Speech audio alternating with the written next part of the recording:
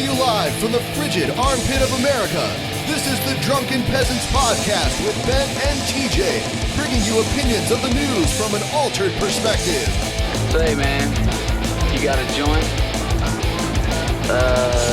No, not on me, man. It'd be a lot cooler if you did.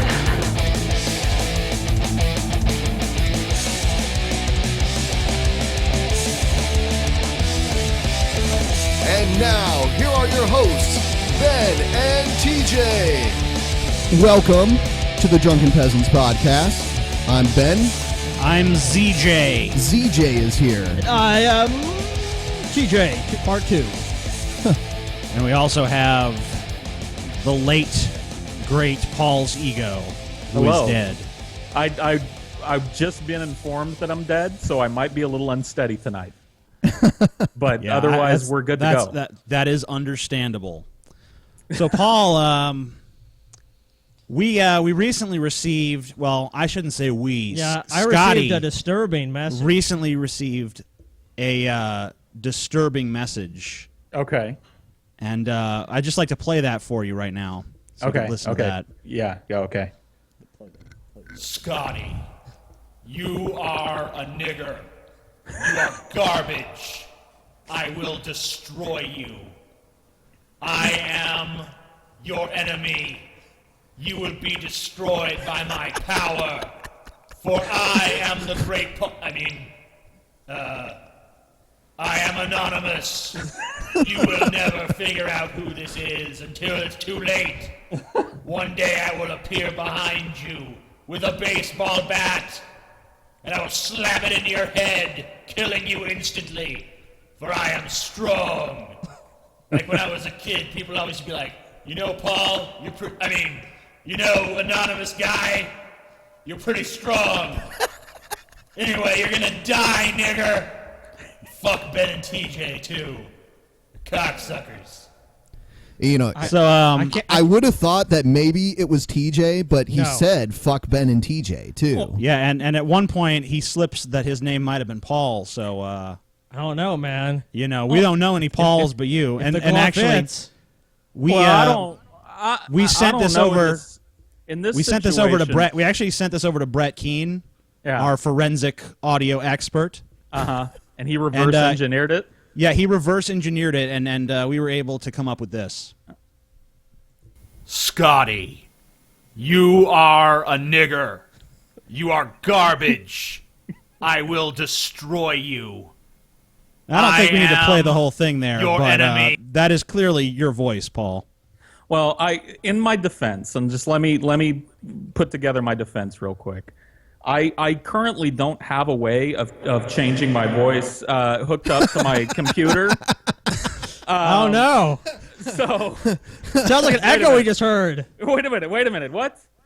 I don't know. No. I think we better like load up the guns, TJ. I think Paul's coming for us, man. Especially me. He's gunning for me. Why? What is this? What is this hatred you have towards Scotty, Paul? Yeah, what did I ever do to you, Paul? I don't. They make you want to kill me so badly.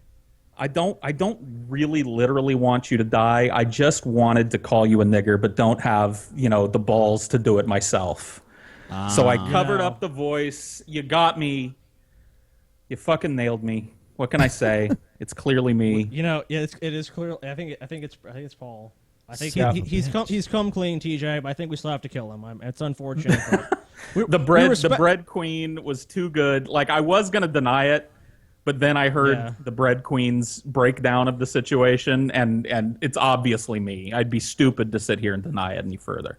Well, I'm glad you're able to admit that, Paul.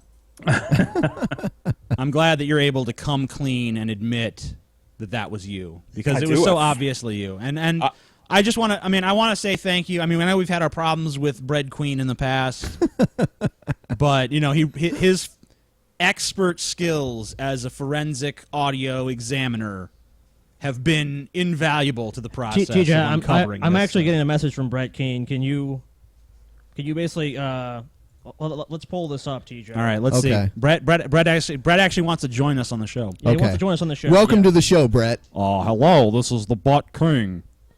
Hi, Butt King. Hey, how you doing? This is the Stallion. I'm a stallion, and I have actually done some further analysis on this file. And what I have discovered is that is not Paul's voice. Oh, wait. So it's not Paul? No, it's not Paul. Who is it? But he just confessed, so you're sure it's not Paul? No. Actually, it was the Amazing Atheist. Wow. And it was not directed at Scotty. It was actually an attack on my family. Oh. Is it also because you have health problems? That is classified information, and I will thank you to stay out of my business and to stop insulting my family. I was trying to cover for you, Brett. I was trying to cover for you. Yeah, we knew you guys were in cahoots when you did all those hangouts with him. Yeah. Oh, you know, yeah. I'm not surprised. Yeah. How is Cahoots doing these days, anyway? Good old Cahoots. Yeah. The best $2 whore money can buy. All right, so we hung up on Brett. Yeah, he's dead. Yeah, fuck that guy. Brett's dead. We shot him. Yeah. Brett's dead. We launched a missile to his location, and he is now dead. As is good and proper. And we did a burial at sea, kind of like Bin Laden type thing. You'll never see his body. Yes. He's just gone. No, his bloated Hulk will wash up on a New Jersey beach soon. And then a bunch of hippies will be like, "Look, a beached whale. Let's help it." They'll have to call in that group of people that like puncture the whale when it's like festering on a beach. And you know that Brett's really dead because you could actually, I don't know if you could hear it from where you are in California, Paul, but we here could actually hear his wife celebrating all the way from Missouri. Yeah. And Thank you, Jesus. Yes. They don't have to split disability checks anymore, so. The funny thing is that we never actually did attack his family originally until now. Yeah. If he hadn't mentioned it, we never would have, Yeah, I know. Actually, we made a point to say we are not attacking his family because we knew eventually he would say that we were. Yeah, we said that in the show specifically. It was like, we're not attacking your family, we're attacking you. And he still was like, they're attacking my family. Well, he's dead now, so there's no point talking about him any further. Unless he considered J-Dubs his family. Hey, lady! Yeah, J-Dubs has actually committed suicide shortly after Brett's death. Damn it. Oh yeah, Brett. Let me wash your boys. Let us all thank the collective IQ lift that the world has gotten on this day. Thank you. Hallelujah. Thank you. Hallelujah. Praise Jesus. All right. So, do you want to cover a news story? Yeah. All right. So, talk about humanitarians. This is a story about the world's greatest humanitarian. All right. Let's hear it. Not Mother Teresa. No, we didn't say the world's most colossal piece of shit. Yeah. Let's just. All right, here we go. These are tough times. Take this weed. Keep your spirits high. I don't know about that. Flyers are easy to overlook in Capitol Hill, but not this one. Free marijuana for the taking had many people confused. Keep your spirits high. Good. Hey. I like how they're all pretending they don't want to take it. They're so just we like, know, we know you can't see it, Paul. Basically, this person is taking weed and taping it to a piece of paper and then taping the paper to a fence, basically saying, like, times are tough, take some weed. Now, I wish I had stumbled upon. Yeah. Like, is there anybody out there that seriously has a problem with this? Like, is there anybody that's bitching? Really? Yes, and of course, and we'll hear from them eventually. What if children? Yep. Well, yeah, you've pretty much already caught on. So here we go. Many just laughed it off. I wouldn't take anything from someone I didn't know. Others were tempted to grab the free high. I would smell it, and if it was good, and I could tell that it was good, then perhaps. Are you following me? The woman behind the unconventional distribution says she just wants to make people smile. It's definitely easy to get it here in Seattle, but not everyone has the money. From trees to light posts to utility poles, the weed fairy is leaving her mark all over Capitol Hill. For me, man. Definitely makes me laugh to be the national weed fairy. Her name is Yenny Slady. On Twitter, she goes by Danksy Appleweed. The comments and retweets are spreading. I think it's supposed to be like a tweet sound. Okay, well, stop. Jesus fucking Christ. Yeah, seriously. This new development in 24-hour news cycle needs to fucking die now. It's like, please. Hey, It's a tweet, so we make a tweet sound. It's horrible. Stop. Yes. It's an eardrum. People are aware of fucking Twitter. Shit. Stop and fire the stupid piece of shit that had that idea in the marketing meeting. Fuck that. We at all CNN, understand. they're gonna get a raise. We all understand what a tweet is at this point. We don't need your like audio cue. Maybe hold on a minute. What's a tweet? It's when someone goes. Oh, okay. So that thing that we just heard. Yes. Okay. That makes sense. Faster than she can put the flyers up. I decided to give it out to people during the If they play government that sound shutdown, again, I'm gonna shoot myself. People's reaction was instantly positive. She first started giving away free pot in New York, and now it's Seattle. I've been more open about it in Washington. If you're out on Capitol Hill, you'll probably see me. With pot now legal in Washington, Yenny says she isn't afraid of getting arrested. They probably have worse things to worry about. I don't think they're going to come after the weed fairy. Seattle police admit Yenny's free giveaway is not on their priority list, but there are concerns that people under 21 could get their hands on it. The marijuana, once it's out there in that format, is really unregulated and could fall into anybody's hands. What if eventually people start putting heroin on pieces of paper and posting it everywhere? Amyl nitrates on pieces of paper. Then what? People are going to be How about doing some Quaaludes? Yeah. What if someone lubes. puts weed out there that's fucking poisoned with strychnine? Then a bunch of people will die. All because they trusted free weed. What if somebody tapes a dandelion to a pole? Like, what the fuck? Like, who cares? Weeds will spread everywhere. We need to get this girl out here to where we live, and Yeah. she can just give it all Come to on us. out. Yeah. No, we'll just tell her, like, yeah, we're going to help you distribute it. Yeah, good plan. She'll be like, I looked all around town, didn't see any posters. Man, people just scoop them up real quick. Yeah. Are you guys blazed as fuck? Nah. Nah. We would never do that. Yeah, Hell it's no. hilarious. And you know, when the sun is out, nobody is taking those fucking things. As soon as the fucking dusk hits, everybody is just looting the city of these fucking flyers. Yeah. I literally would have no hesitation. It's like, free weed. Okay, cool, yeah. Yeah. Rock on. I mean, like, you're in a weed legal state. Like, what are the cops even gonna fucking do? They'd be like, hey, you got a little fucking you have a single nugget of weed. Yeah, you go into prison. It's hardly bitch. anything. It's like one little nugget. Right. I mean, it's like 2 bowls. I mean, whatever. Who cares? It's no big deal. I try to leave it in areas where I know the majority of the people are of age. If it is in a more suburban area, that would be more of a concern. But this is Capitol Hill.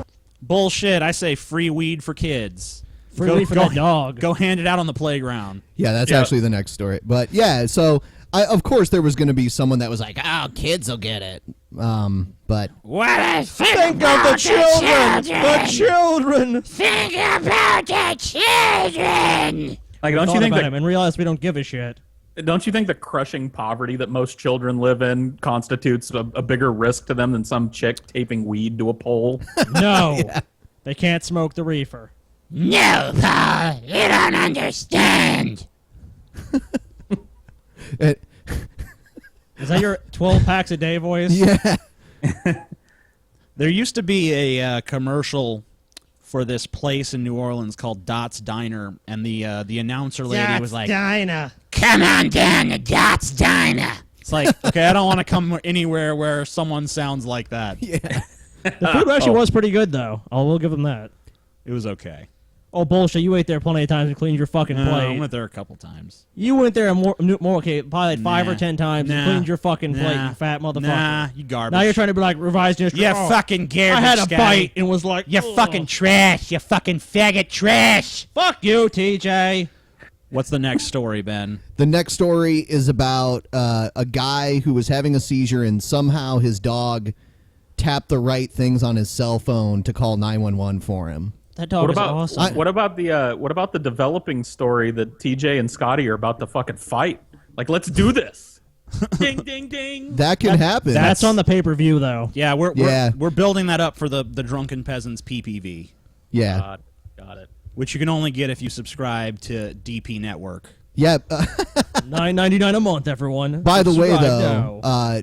next week we will have Thunderfoot on as a guest. Well, I'm not sure because he agreed to do Thursday, but we're not able to do Thursday because Ben has fucking stupid medical issues. Oh yeah, to take care of. Yeah, my medical issues. You know, I have health problems. He's got the doctor's got to stick a camera up his ass, so he'll be fine. Yep. Thanks for letting everyone know, TJ. It's all right. It's okay, Ben. I'm we're gonna sorry, release the Ben. video. We're gonna release the video. We're actually gonna review the video on the channel too. No thanks. Be like, oh, here's Ben's large intestine. We're just gonna. This is his traverse colon. Oh, Yeah. look at this. Here's the giant polyp. Polyp. His polyp. It's a polyp, but it's also his pal. So it's a polyp. It's a polyp. Polyps are your pal. I wish they would change the name to Palip. So the doctor is actually, they're not going to cut it out. They're just going to use a Sharpie to draw a smiley face on it. And a Bart Simpson hair. Yeah. It's going to be with awesome. a bubble that says, I caramba. This could be cancer someday. All right, so here's the story. He gets hyper like that right before I'm about to have a seizure. Terry McGlade was on the ground. Dispatchers were alerted when McGlade's dog Major called 911 multiple times as his handler had a seizure. He didn't bark, but they could tell something was wrong. Now, where's your emergency?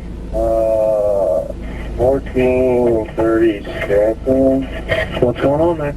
It sounded like a confused male this time, though. Not really sure what's going on there. McGlade says Major would step on the screen for a few seconds and it was automatically set up to call 911. He actually was able to get the phone out of my pocket. Like, I don't have the phone anymore, but if I still had the phone, there's teeth marks on the phone. Major was waiting here in the front yard for police, and when they arrived, he took them to the back where Terry was unconscious. After 2 tours in Iraq It's a pretty and one... smart fucking dog. Yeah. Dog's like sitting there waiting like, goddamn, motherfuckers, You're gonna have response another time. seizure. Yeah, and well trained for sure. in Afghanistan.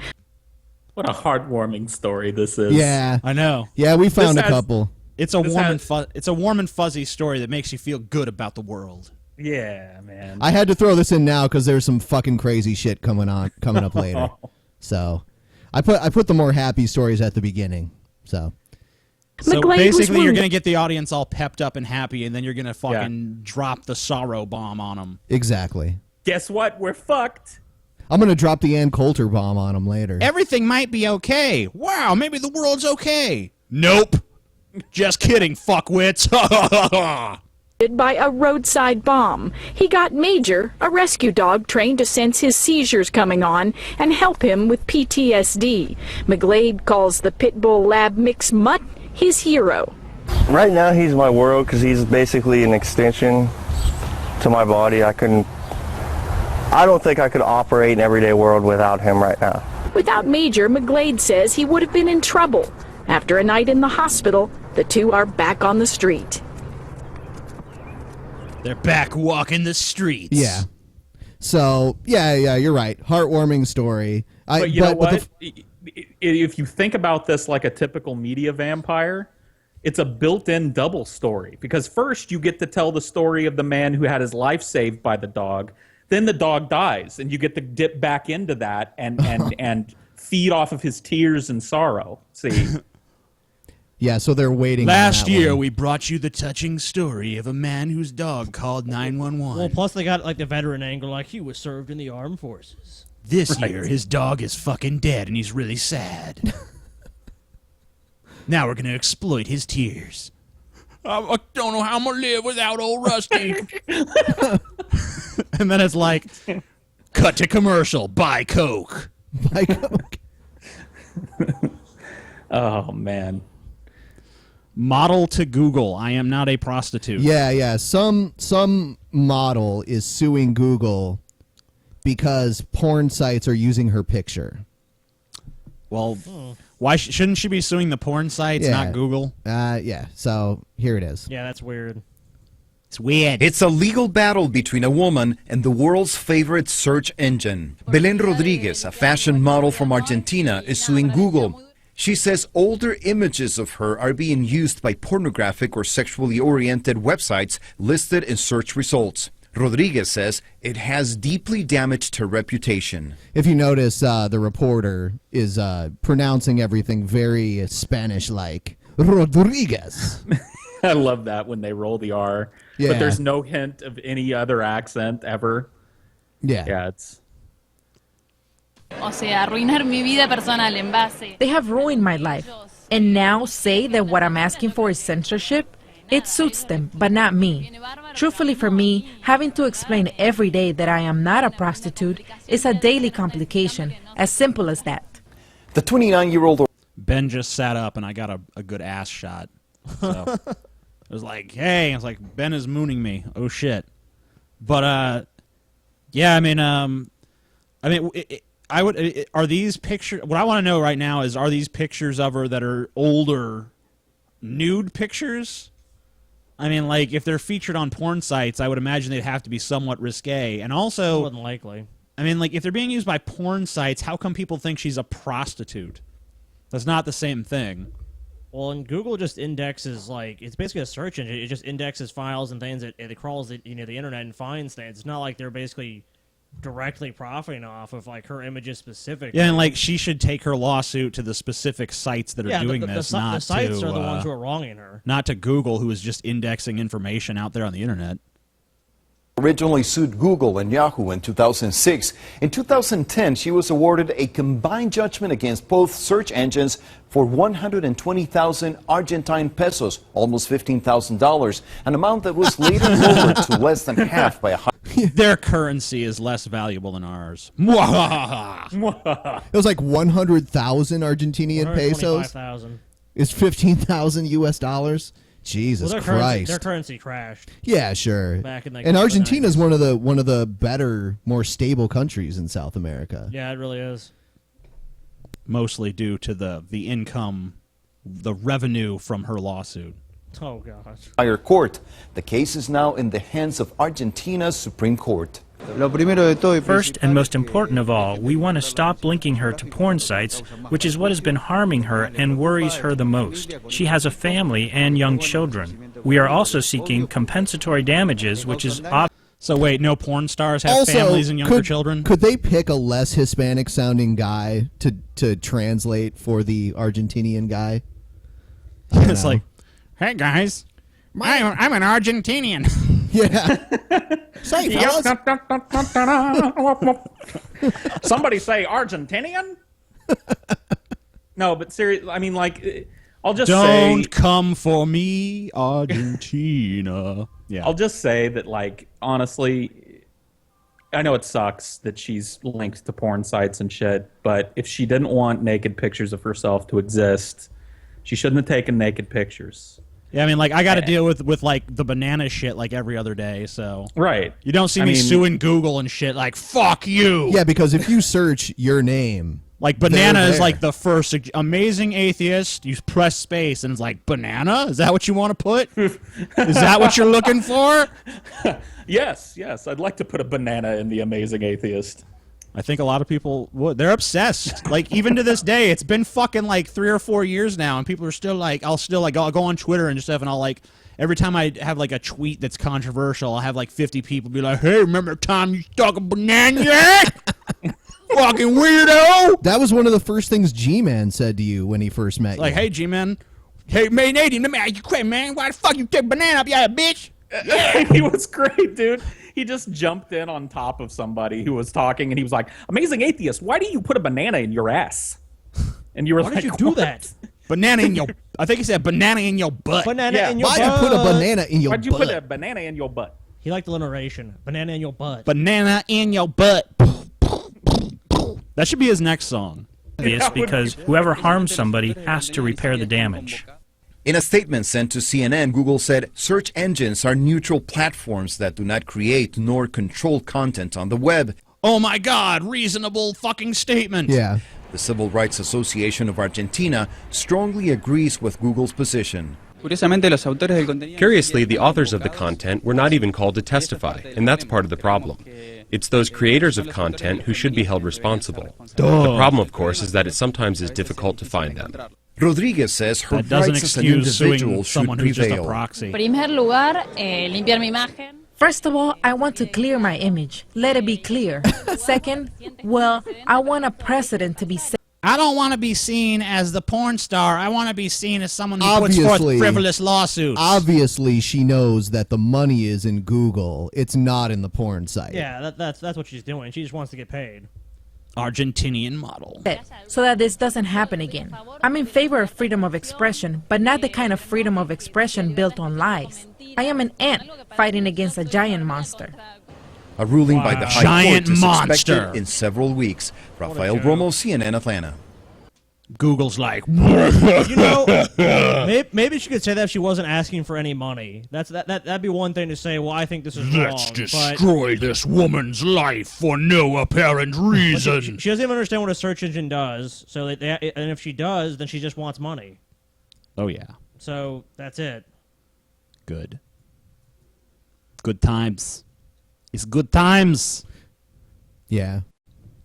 Yeah, so I guess we'll move on to the next one. It's gonna get more and more intense as we go on. This next one's another kind of bullshit story. Like, why do we care about this?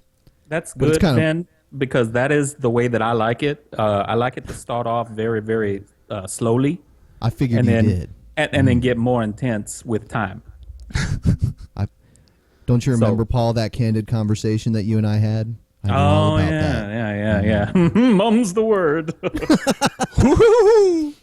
All right, so apparently... tabloid posts upskirt photo of Duchess. Yeah, so apparently Kate Middleton was walking around with a short skirt on, and the wind blew her skirt up and everyone snapshotted a picture of her ass. Ew, look at the booty. Yep. This is one of those, indistinguishable from the Onion headlines. Yeah.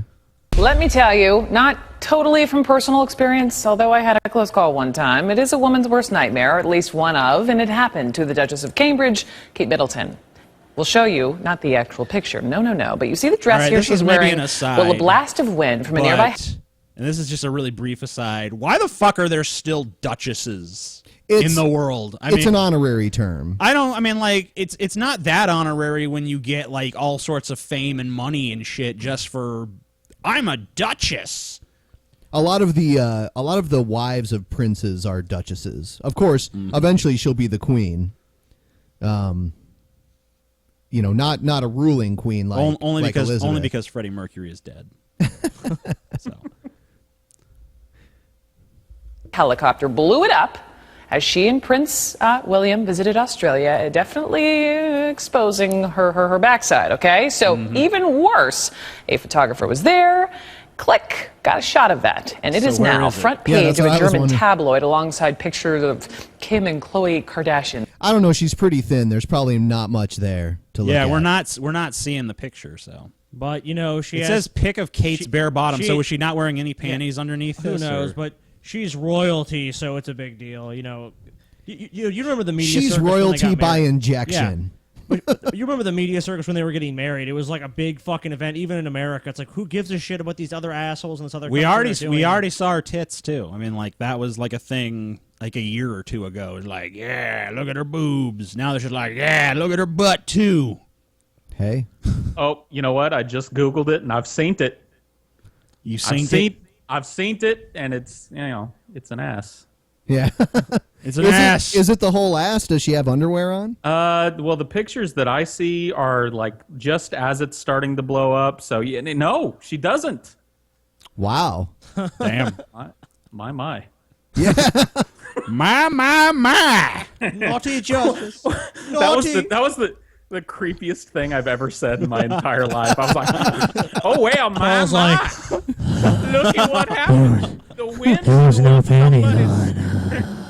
That's like a pedophile at a playground. My. Oh my! Look what happened. You fell down. I think Paul smacked his lips too. Paul wants to touch us, the Duchess. Hey there, muscly arms.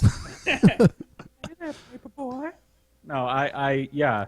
I mean, there is a certain, it is a duchess's ass. So I guess it does good to serve to show us that duchesses have asses. So because like the rest of us. Because of this incident, that there's been like several sweaty overweight dudes hunched over their fucking tablet devices or phones or computers, just sitting there like, oh yeah, I'm gonna fuck the Duchess in the ass. Oh! Now, oh god! And Cheat is among them. I'm royalty now. No. By I proxy. specifically remember, TJ, a video that you made before I knew you, where you admitted to jerking off to the Scarlett Johansson photos. Yeah, I did.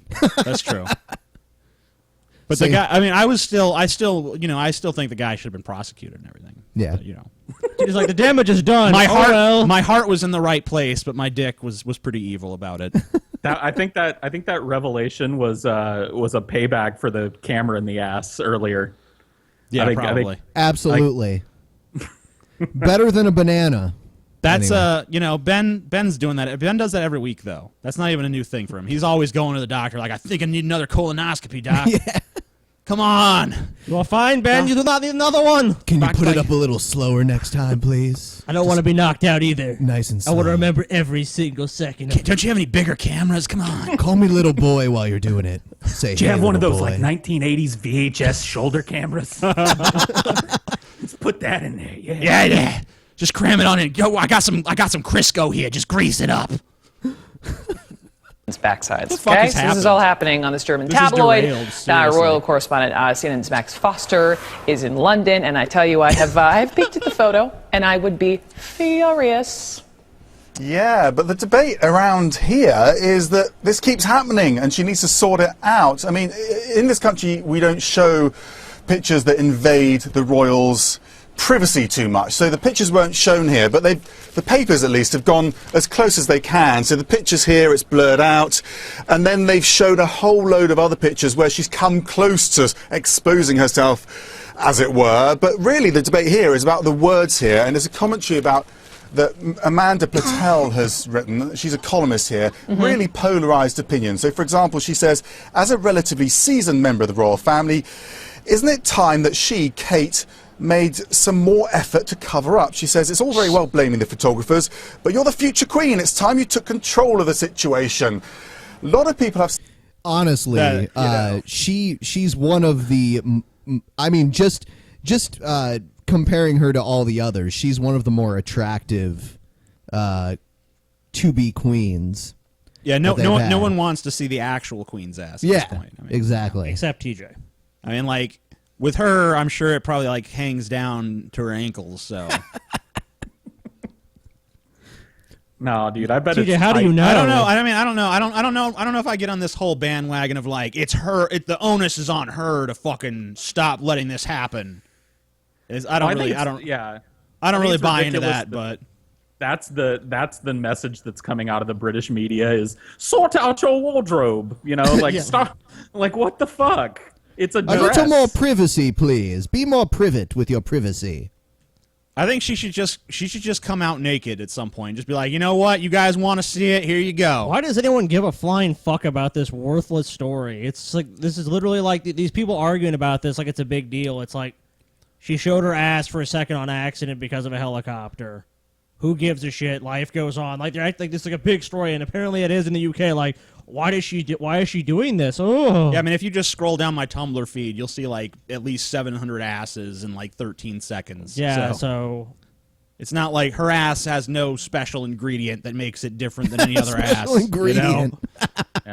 You know? No, it does. It's called Prince William's dick. I don't know. I don't think he's getting it. You don't think so? Backdoor love. Yeah, I saw some pictures of them together. It looks very wooden. Yeah, I don't think you get to butt fuck the Duchess. You don't? You know? You never know. Not TJ. even if you're the king. Call me the king, baby. I wish we had a clip of Bruce Campbell going like, "Hail to the king, baby." Yeah. Oh, from the Duke Nukem thing. Oh, is it Duke Nukem? I thought it was Bruce Campbell that did that. He might have done it first. I can't remember. Yeah, Duke Nukem stole a lot of lines. Yeah, I would say, I think Duke Nukem They stole the it. bubblegum line. You did good, fucking, bad. I'm the guy with the gun. Oh, you're talking about from They Live? Yes. Oh, Roddy Piper. I am here to chew bubblegum and kick ass.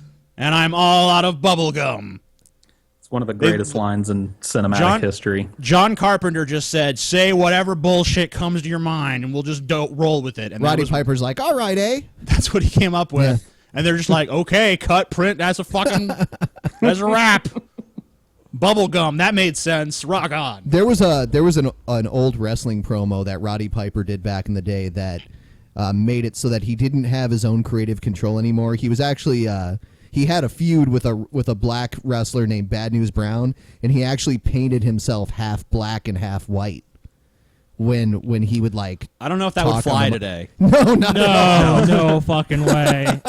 He would be banned from the WWE. It sounds vaguely racist already without the face paint. Bad News Brown. Or Yeah, what was yeah. it? He did it like right down the center of his face, and literally like half of his body was painted black. That's pretty awesome. Yeah, it was pretty crazy. And it's on YouTube if anyone wants to see it. So we'll finish this up and then we'll move on to the next one. Sympathy for that argument. Of course, there are those who think, actually, we shouldn't be showing the photos at all, but... She's wearing a dress. It was wind. There was a photographer. I mean, I guess just as a woman, I get frustrated because what really is she supposed to do? And then I go back and I think, Max Foxter, I mean, this isn't new because, what was it? They were in France and sunbathing and there were photos and they were splashed across newspapers there as well. But they won that fight, didn't they?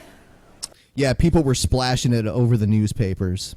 They did, but they were topless photos, and William really took objection to that, so he took them to court. It happened in France, I have to say, where they have very strong privacy laws. The palace knew that they had a very strong chance of winning, and they won that case. This happened in I can't muster up any more care for this. Yeah, story. yeah, we'll move on. Let's move on. I can just see else. the comments too. You know, you wankers don't know bollocks about the UK.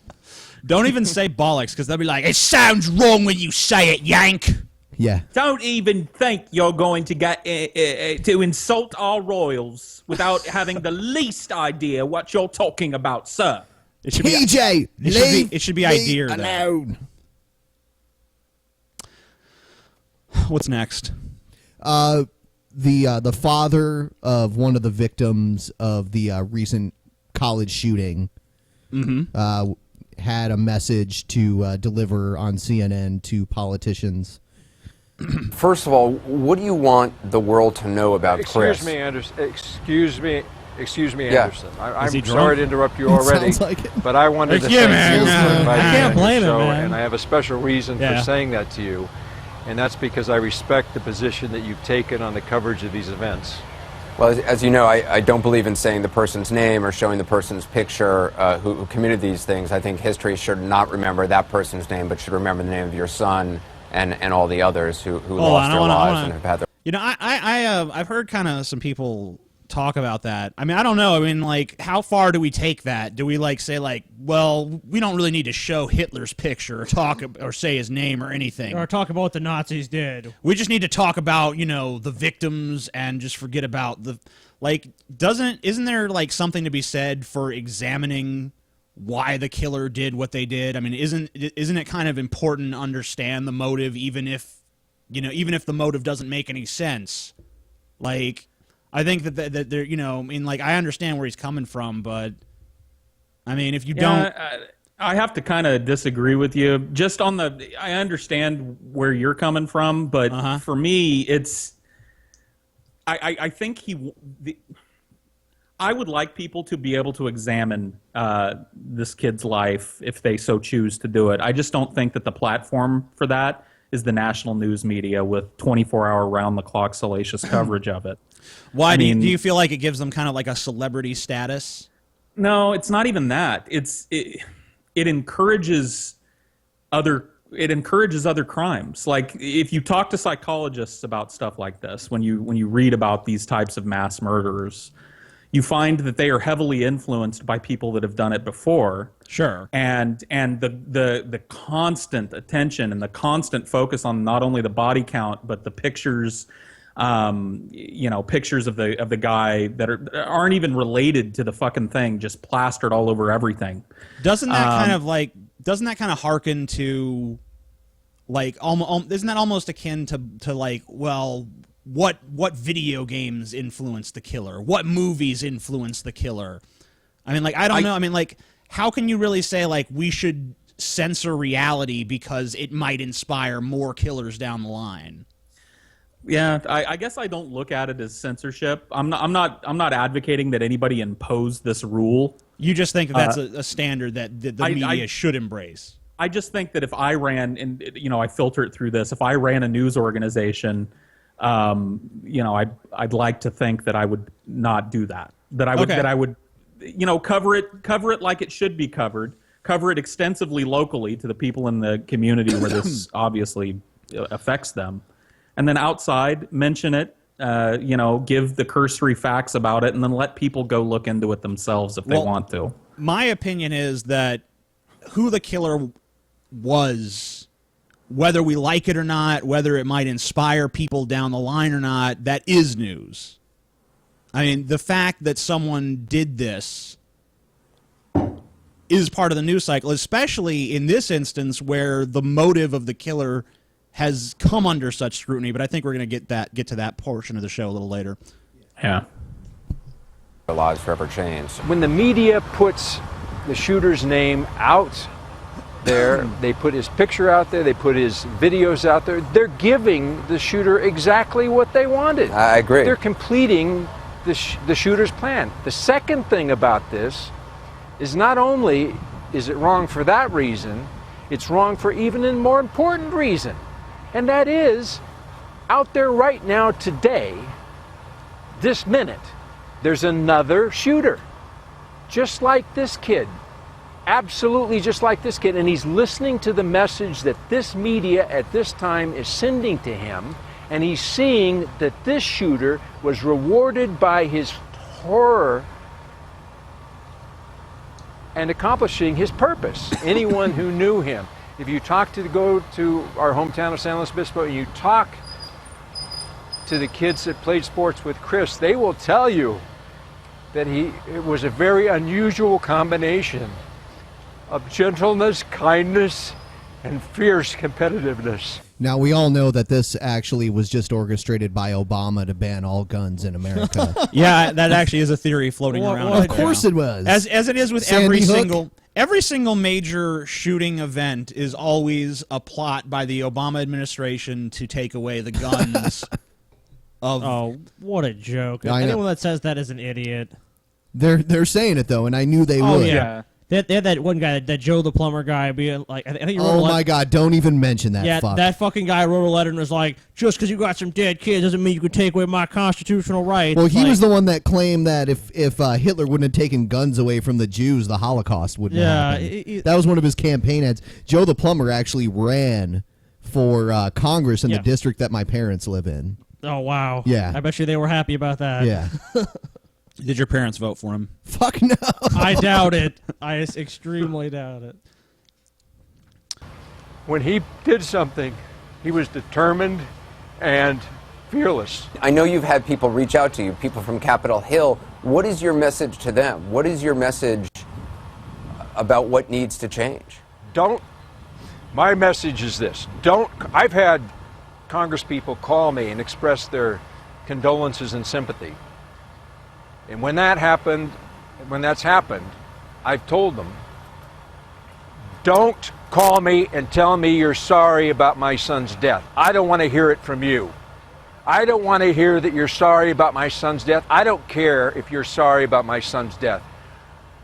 You go back to Congress and you do something, and you come back to me and tell me you've done something. I just want to point out that this man is a paid actor. Yeah. Obama by the Obama administration and the gun law and the anti-gun movement. Yeah. Yeah, Obama screened him personally. This is actually probably Janine Garofalo's cousin or something. And the Illuminati Communist Fascist Party of Kenya. If you photo enhance him, you can see the all-seeing eye tattoo on his neck. It is green screen too. He's not really outdoors. He's really in his studio. Yes. And I would also like to say, while we're on the subject, that you, sir, are a middle-aged man. Yes. You're a middle-aged man, TJ. You're a middle-aged man! I think TJ's a terror, personally. You're a middle-aged terror! Then I'd be interested in talking to you. But till then, don't call me again. And I don't care whether it's the President of the United States or any other politician. Do not call me and tell me you're sorry about my son's death until you do something now. This is probably going to sound ridiculous. Like kind it's of contemptible, right-wingy, what I'm about to say, but I think weren't like 2 or 3 of his victims stabbed?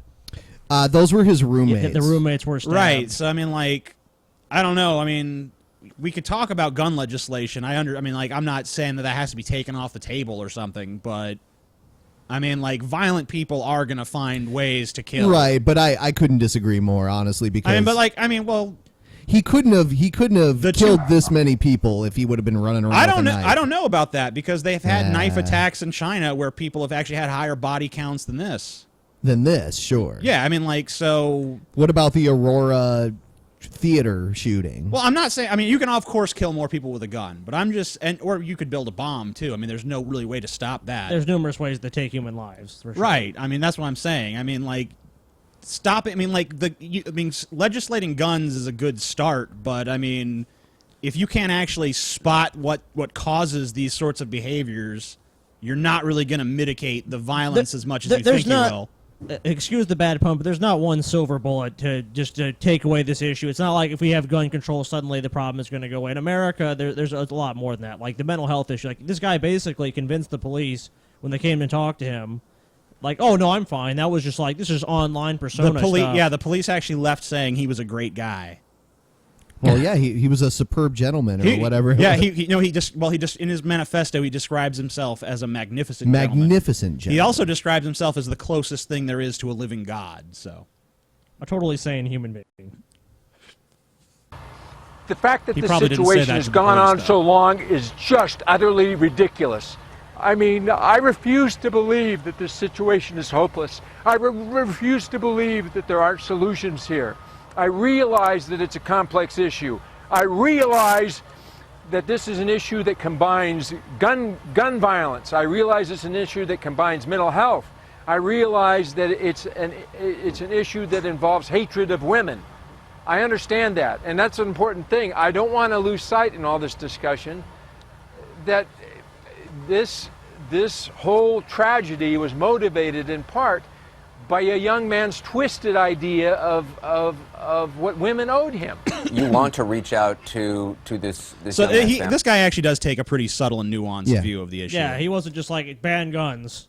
Obviously, he has a skewed perspective. His son was one of the people that was killed. Well, I mean, I don't think his perspective is all that skewed. I mean, he's very passionate, but Yes. I mean, I think that he actually has a pretty well reasoned out notion of why this happened, and he's not just looking at it through like a lens of like oversimplification. He's surprisingly calm.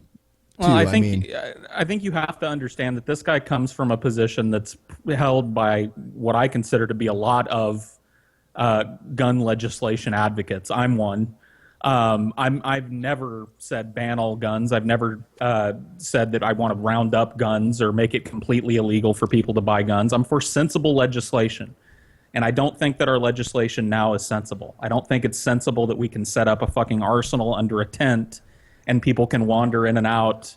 You know, like that to me is not sensible when you're talking about such a deadly like thing. communism to me. Yeah. This is this is kind of an aside, but not really. What do you make of these fuckwits who are making a point out of taking guns into places like Chili's and Chipotle, like the open carry, like big assault weapons and shit? Like, yeah, we taking our guns into Chipotle to show that we have the right to do it. Well, they certainly are winning hearts and minds in Texas. I can tell you that. I just saw a story today that they wandered in to a Sonic burger and the manager kicked them out.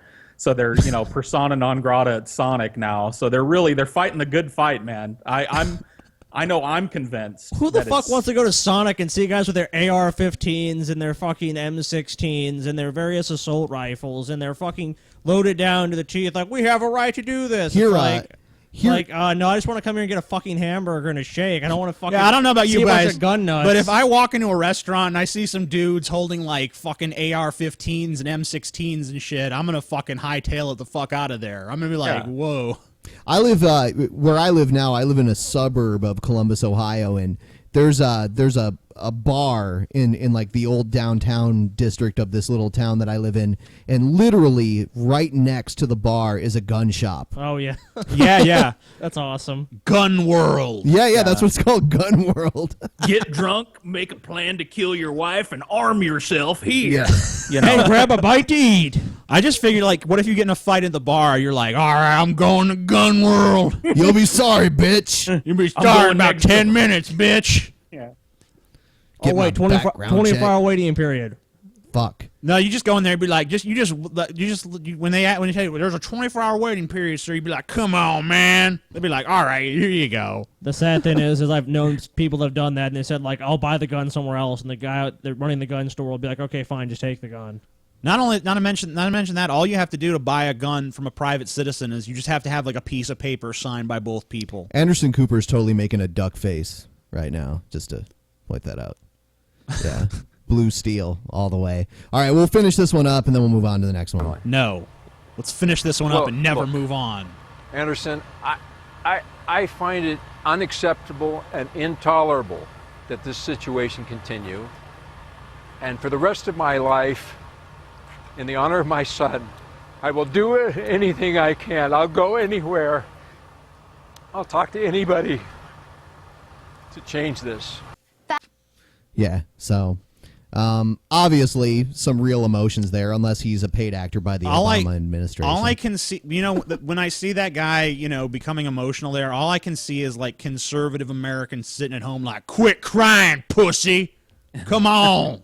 So what? He dead. Get over it. Quit your fucking crying. He would Second Amendment. If you weren't such a liberal heathen, he'd be with Jesus now. No, you know what they'll probably say? If your son had been armed, he'd still be alive. I'm sure he's probably going to get told that. I think it was a drive-by, though. I don't think he had anything. He could have dropped to the ground and fired back, killing him.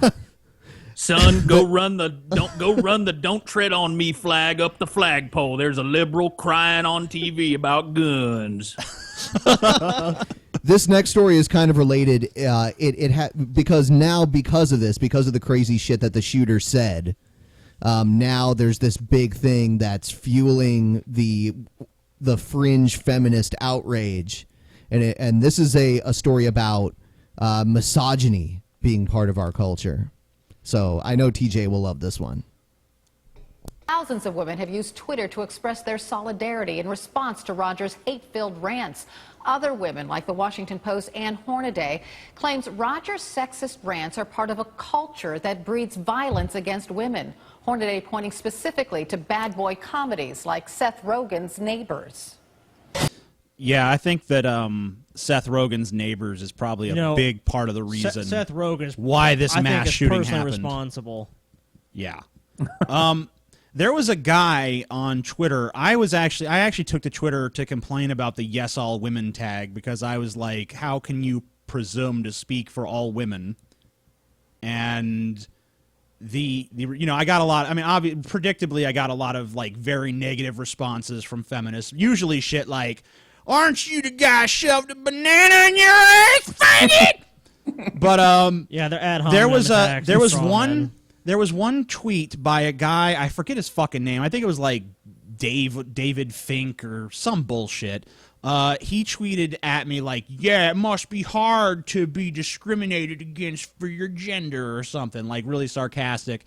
And fucking Will Wheaton, Wesley Crusher from Star Trek, reblogged his little thing on Tumblr and shit, and it became super popular.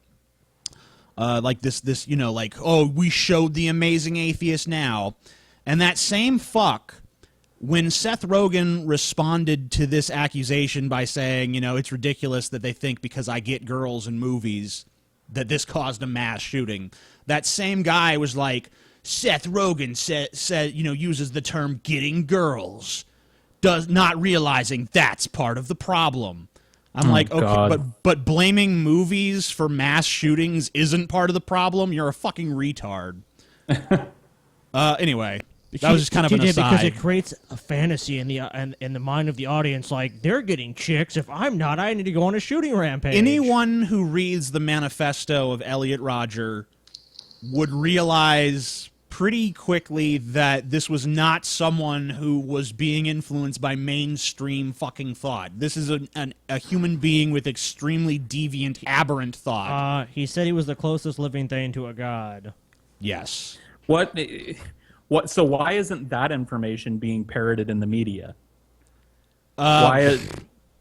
You know what I mean? I don't know. Why, I mean, like, look. Why I mean, the drummed up melodrama about him being a misogynist on top of all of this other craziness? He was a misogynist. He was clearly a misogynist. Oh, for sure. He was extremely misogynistic, and that might have been part of what motivated him. But it's not like this was inculcated in him by our fucking culture. I find that notion to be patently fucking absurd.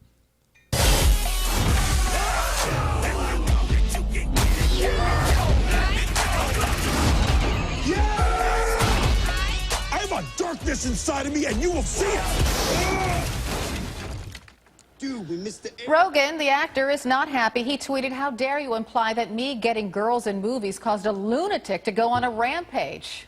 Listen to what the Washington Post Hornaday writes about Hollywood culture. She writes, quote, "How many students watch outsized frat boy fantasies like Neighbors and feel as Roger did, unjustly shut out of college life that should be full of sex and fun and pleasure? How many men raised on a steady diet of Judge Apatow comedies?" It's Judd Apatow, Judd, not Judge Apatow. I am the law. I don't expect you to know anything about the fucking story you're conducting an interview for. Just read the paper.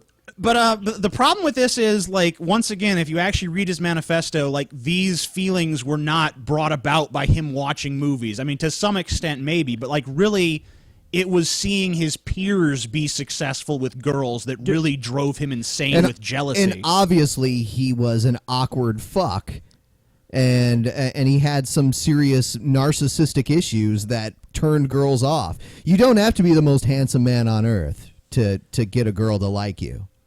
You know? Yeah, but there wouldn't be ugly people at this point if that was a prerequisite. Because, I mean, like, you have to fuck in order to your genes to propagate. Like, every single person alive today, someone had to fuck to create them. Doesn't this read like some Fox News shit, too? It's like, they always ask a question, but then it strongly implies what they want. But it's like, how many men? Isn't this affecting them like this? Like they're always presupposing, but they frame it like it's a question. Like, but we're not really certain about this, but we're pretty sure it's this culture. But the onslaught of sexual conquests on shows like Sex and the City, that's okay. That's totally fine. That's cool. There's no problem there. That's not problematic at all. It's only problematic when men do it. It's a clear double standard. No, you're wrong, Scotty. You're wrong. You're sexist for even saying that. You misogynistic, sexist, woman-hating piece of garbage. And racist and evil. You're garbage, Scotty. Despotic and autocratic and every, you fucking garbage. Every ad hominem you could throw at me. All at once. I just want to ask you a question, Scotty. What's that? Why do you hate women? What's wrong with you? Because I'm evil. Oh, okay. Which the schlubby, arrested adolescent always gets the girl, find those happy endings, constantly elude them, and conclude it's not fair. You know, I think I know why guys desire, like, sex and girls and stuff. It has nothing to do with sex being the driving factor behind human procreation. It's everything to do with movies making them think they want sex. I figured it out, guys. You got it. You nailed it. What is it, the Ig Nobel Prize? Is that what you need to win? Is what she writes a fair argument, Mark? Oh, it's a very fair argument, but I understand Seth Rogen's concern that somehow he's being uniquely targeted, but it's not about Seth's movies in particular. It's about a broader culture that sees women as prizes, as possessions, and as things to which men... Okay, I normally agree with what this guy says when he's on TV. Yeah, but that's before he realized that this is what he has to say or he will be castrated by the feminist horde. Are entitled as opposed to human beings. It's a culture where women walk down the street and are subjected to street harassment all the time. It's a world where women have to say, I have a boyfriend, because if you just say, hey, I'm not interested, that's not enough. Men will accept that you're another man's possession, but won't accept women's right to have their own interests and desires. It's a broader world. Some call it a rape culture. I would agree with it. We encourage... If you point out that not all men are like that, feminists will literally mock you and be like, so you're saying They literally, they've turned not all men into like that's fine. an aspersion. Because it shows they have no real argument. That's fine. I mean, they can attack me personally. That's fine, because that really just shows how weak their position is. Not all men. Yeah. The objectification and Obviously, violence it's not all men. against 'Cause female bodies. Now, this guy was. We wouldn't even have a fucking society if all men were just going out raping and beating and harassing women. How like that would just mean every time a man saw a woman, it would just be like. What are we, like fucking lions, where we see a female, we just like go crazy and start fighting and like, you're my possession now, Like a fucking a gorilla. You know, I mean, like literally, which isn't even accurate. But like, just to say, like, you know, like what are we, really primitive animals, where we just see like that female, that mine now. When I see tits, I'm just like, I just grab them. What are you pointing at, Ben? I think Paul was going to say something. Go ahead. Oh, no. Oh, okay. I was just going to say, like, this whole, I'm not up to date on the whole Twitter feud, and maybe some of the people in the chat aren't. There's a tag, yes, all men. It's yes, all women. Yes, all women. Okay, so the idea is all women have to deal with misogyny, even, and then what? Did the men create not all men? No, the feminists also created not all men, because they say that whenever they point out these criticisms, the immediate reaction is not all men are like that, which I would think would be a fair point. Of course. I mean, like, generalizations are always all men wrong. are like this, apparently. But it's only when an accusation is made against men is it inappropriate for them to try to inject a little like subtlety and nuance and try to not be stereotyped. Got it. No, then you're just sexist. Like, if you said, like, black people are violent, they'd be like, well, no, not all black people are violent. In fact, not even most black people are violent. And people would be like, oh, yeah, you're right. That's a good, fair way to look at it. But if you say, like, not all men are rapists, feminists are like, why dare you, misogynist? Well, if we turn around on them and use the same logic, if a woman commits a crime, like a woman, you know, robbed a bank, all women will rob banks at some point in their lives. Well, you know, when I was working in an office when I was about 18 years old, there was a female coworker there that, like, literally every day would harass me sexually. Like, she would come up and, like, rub her, like, tits against my back and, like, stick her hands down my pants and make, like, very forward advance. And I would repeatedly be like, look, please stop this. I'm not interested. I don't know why you're doing that. And she would just day after day do this shit. Well, TJ, for even complaining about that, you are obviously a faggot. That's what that was the reaction. That was the people at the office are like, I think TJ's gay because, you know, that hot chick keeps trying to hit on him. And when I point that out to feminists, they're like, well, just one instance of harassment for men doesn't negate the fact that it always happens to all women at all times. Yeah, what a joke. I can't even believe. I'm sorry. I can't even believe some of the. You know, I try and I do have a Tumblr and I follow you, and so you're kind of my link to the whole burgeoning feminism thing, and I find it really, really hard to believe that some people hold these positions. And actually, yeah, go ahead. No, you go ahead. No, it's okay. Go ahead. I was wrapping it up. The crazy and infuriating thing to me is that I see all these extremist positions presented under the guise of feminism, and then when you criticize feminism, all of a sudden they say, oh no, all feminism is gender equality. That's all we want. So if you're against that, you're against gender equality. It's like, that would be fine if that really was all you wanted, but when you actually study the rhetoric, that doesn't jive with that statement. The problem is that, you know, during the days of women's suffrage, that was real feminism, and now we have neo-feminism, which is this extreme feminism, taking it to the point to where all men are pigs, all men are basically rapists. You know, it's far beyond what it was when it was a noble movement. Or if you're not a rapist, you at least support rape culture, unless you surrender completely and wholeheartedly to feminism. But we're not getting anywhere on the story. You're a potential rapist, though. You're forgetting that. So every single human being on this planet is a potential rapist. Only men. I suspect that in the perfect world, he still would be violent. But there's something crazy making about misogyny as well, and I think it only contributed to his mental health issues. You know, Kelly, I think that this is a great conversation to have, but it's a dangerous line we're walking, because I frankly don't believe all men view women as simply objects. Not all men! There's definitely a problem, right? Especially at universities with sexual assault. But by having this conversation, some men might think we're condemning all of them, and Well, if you actually look on Twitter, a fair number of women are condemning all men. And also, there's a hashtag that was also popular on Twitter even before this happened that was kill all men. And when I criticized that, a male feminist told me that that tag was just women venting because they're powerless in society. the majority of men are good people. That is right, and I think you saw that. You saw that online. I mean, I've had Are conversations these even in women my just own household pawns where in the men who patriarchy respect for saying this? Yes. Well, yeah, they've been brainwashed by the patriarchy. What feminists say when women say stuff like this is that they have internalized misogyny. Ah, of course. Because they're more... I can't believe that they're more concerned with how men are perceived than they are with the female victims of sexual abuse. Women say, whoa, wait a second, not all men are like that, and that is true.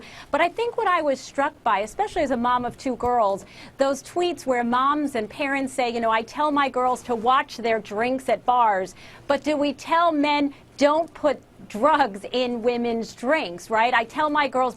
I think that Who the fuck needs to be told it's that? pretty fucking strongly understood that you're not supposed to drug girls and rape them. Like, there's really not much in our culture that's like, yeah, roofing girls and raping them is cool. Yeah, I can't imagine meeting anyone, at least in America, maybe some more primitive countries, that would honestly think, you know what, just go to a bar, roofie someone, and it's totally fine. You know, it's okay. It's okay to take advantage of other people in that way. Like, I mean, if you really need to be told that, there's already a problem to begin with. Like, don't kill other people. Don't, like, take other people's shit. If you really need this, like, spelled out for you, there's kind of an issue with you at that point. Also, I mean, like, it's pretty much been established at this point that there are many, many male victims of female rape. So why should the consent issue just be approached as women need to be wary of men? You know, like, if we're going to have a discussion about what constitutes consent, then shouldn't it be a roundtable discussion where everyone, not even like a don't rape discussion, but just a discussion of what consent, sexual consent is, and how you follow those guidelines in your life. But of course, if you even try to have any sort of conversation like that in our education system, the conservatives fucking rally against it and say, no, we just need to teach celibacy. Yeah, abstinence, which is completely unnatural.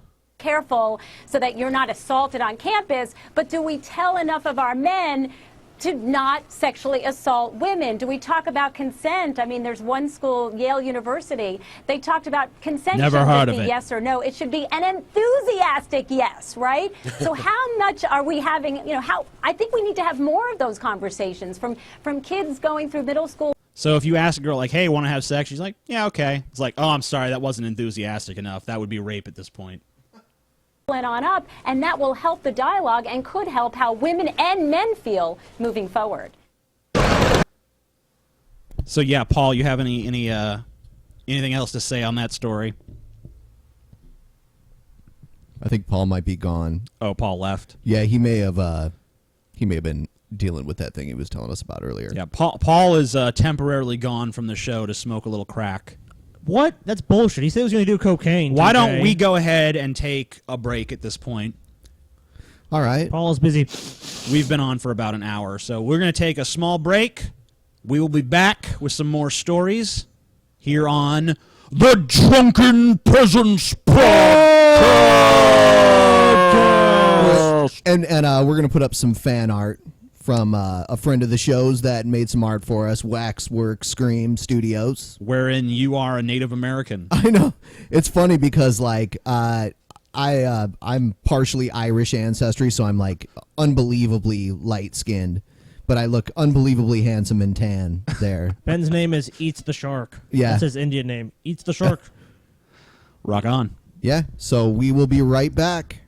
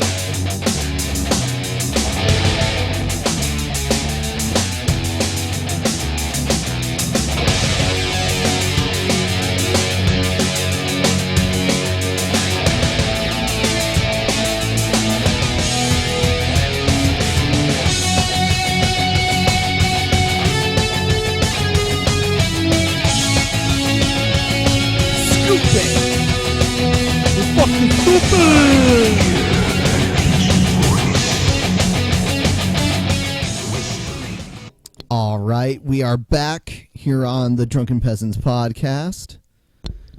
Is Paul back as well? No, I'm going to get him back right now here. Oh. Is he done doing what he's smoking his crack? Dude, I told you he was fucking snorting cocaine. I think that's bullshit, TJ. We'll ask him in a second. All right. All right. Get to the bottom of this situation.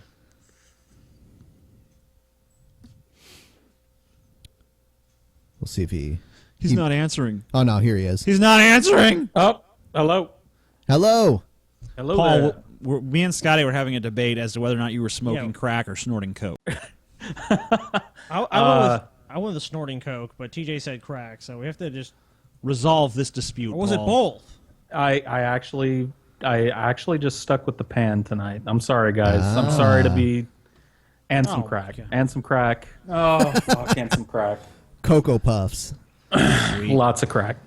I want to point out, too, I mean, this is kind of harking back to something we were saying, but a friend of mine texted me and pointed out that Eileen Wuornos, the serial killer, was a total misandrist, man-hater. No one was really examining that as part of the motive. No one was really saying, like, is the culture contributing to this? Yeah. Right. I don't know if you guys... Eileen Wuornos, if you haven't seen the movie Monster, yeah, that's a life story.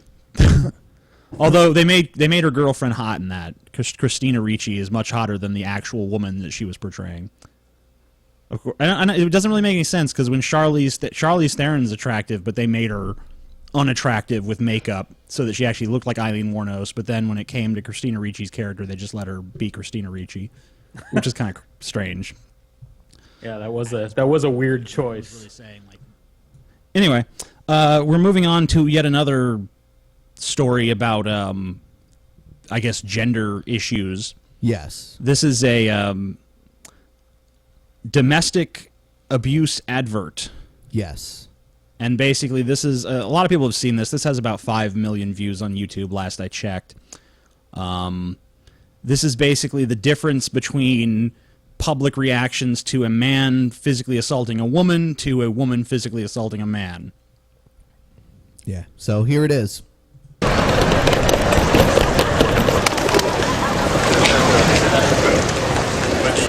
Yeah, no, I'll try and see you on Thursday and then get the...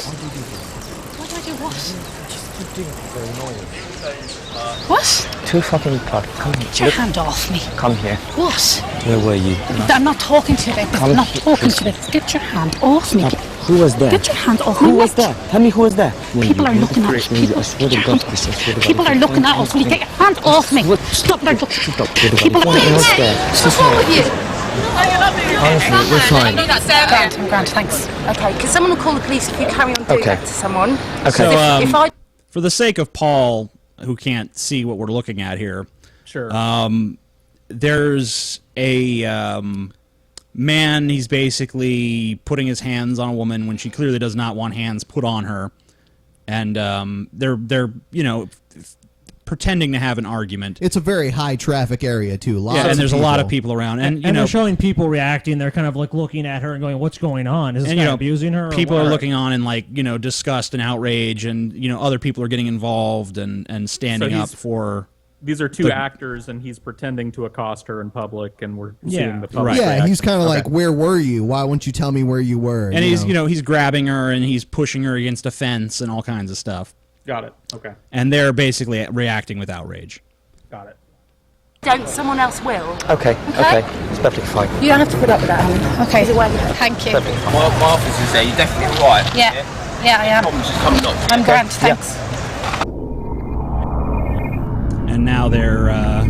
I think they're going to reverse roles. Now they're playing it in reverse. They're about to reverse the scenario. Do you ever listen to me? It's the same two people. Fucking manic. I've been talking at you for the last 10 minutes and you haven't listened. You haven't gotten into fucking what I've been saying to you. Then you're fucking not even listening to me. That's what. Why do I push you like that? Because you won't fucking respond to me and you won't listen to me.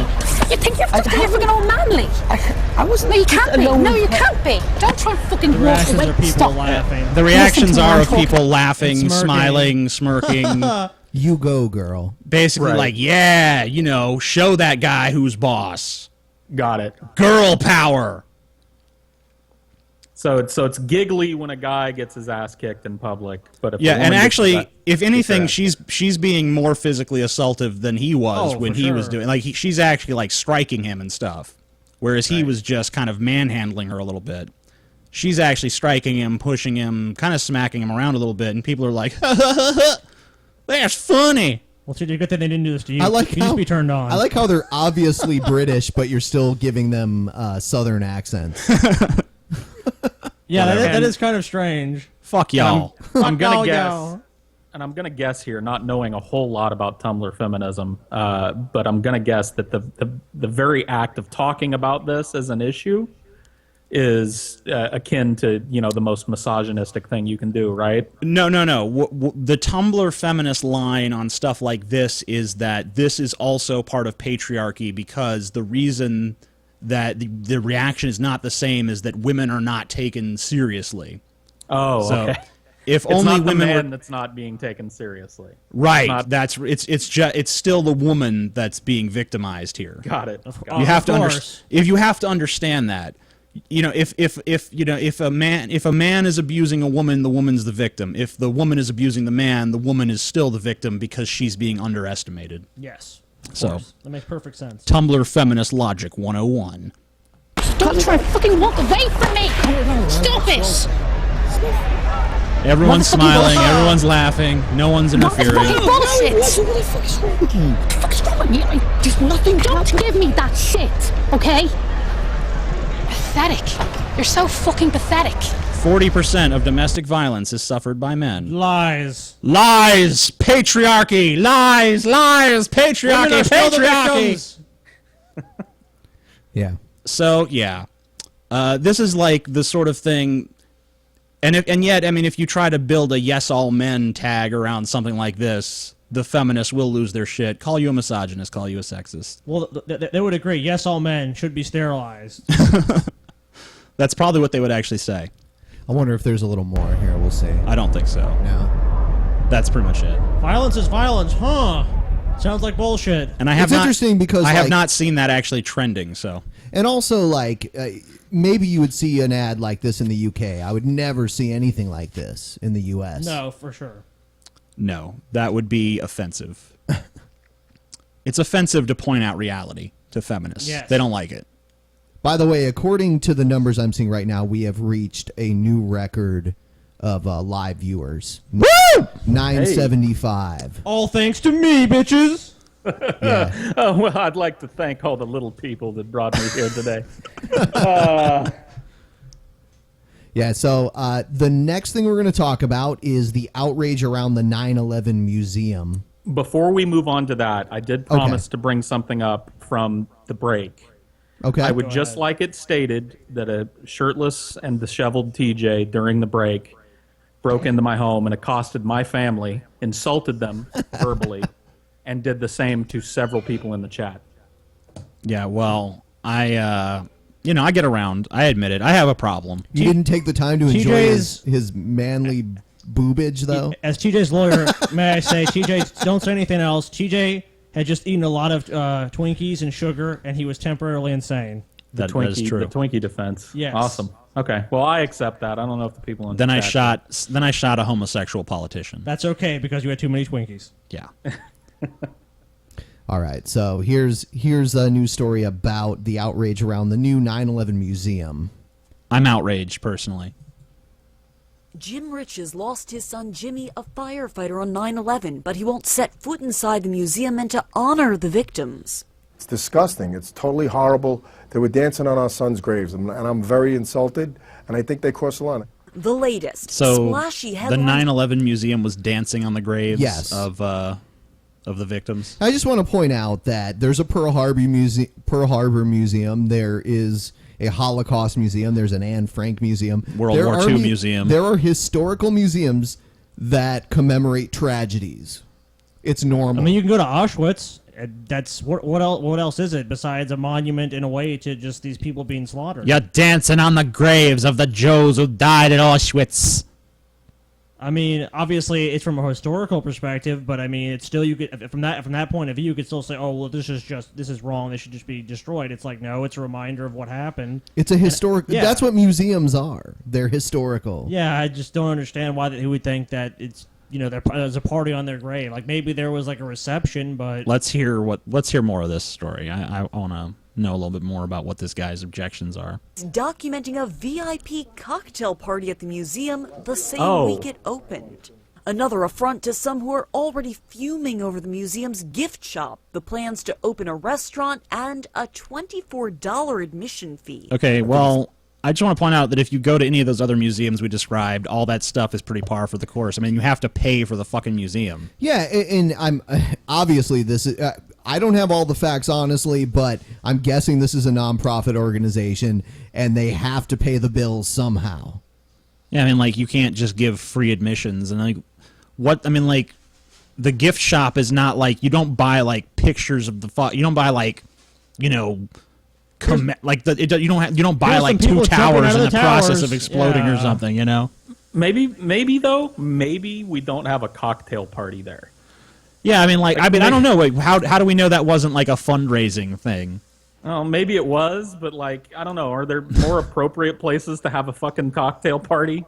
I mean, almost certainly there are, but I mean, I think the main issue that we're taking issue with is like, hey, the museum is going to charge money as long as it's not going to like to someone else for something else. Like, then who cares? If it's going to the memorial site, then that makes sense, so they can keep it open and keep it, maintained.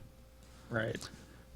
Now become a I wonder if they had a cocktail called the Twin Towers. The museum is defending the party, which it calls a donor reception. In a statement, the museum's president, Joe Daniels, said, quote, "It is absolutely appropriate to thank donors who gave hundreds of millions of dollars and others, including family members, who worked so hard to make the museum a reality." Part of that reality, I agree with that, but maybe revenue. they should have held the cocktail reception somewhere else. Yeah, somewhere else, probably so, yeah. Yes, I'll have a Pina Al Qaeda. TJ, we did one show when we covered that story about the kid that snuck up into the Freedom Tower, and you said it was an ugly building, and there was a lot of backlash from that. There was? Yes. It is an ugly building. A lot of people like it, especially New Yorkers. They like the building. No, it's a piece of shit. They're wrong. Okay. Just wanted to put. Well, that's all totally subjective anyway. So that's whatever. Well, it would be subjective if someone else said it, but actually my opinions are objective fact. Okay, well, good for you. Yeah, it is good for me. There's a year to run, but some families insist their loss shouldn't be part of a gain for any reason. To have a cocktail party all over the graves of 8,000 human remains. Is it? It's not like they were dancing on the graves. Are their graves like still there? I mean, like, wasn't all that shit cleared away? No, there were people that were never found. They were probably incinerated. Yeah, more than likely. Right. But I mean, like, it's not really their graves.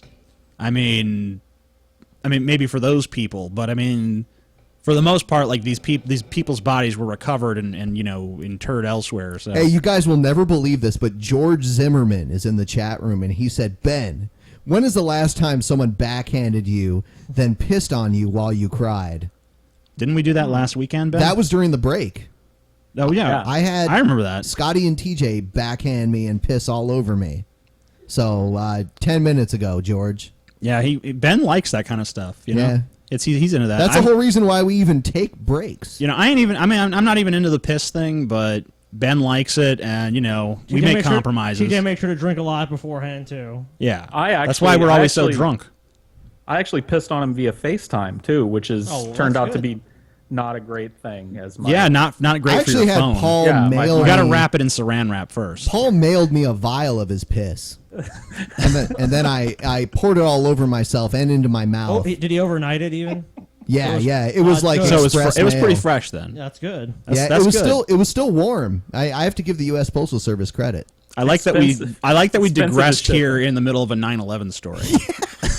All right, here we go. Bad people. New York City, we pissed on the graves of 9/11 victims. It's truly a sacrilege. The unidentified human remains are housed actually, in if you think about underground- it should be offensive that there's bathrooms in the museum because now they're pissing on the graves.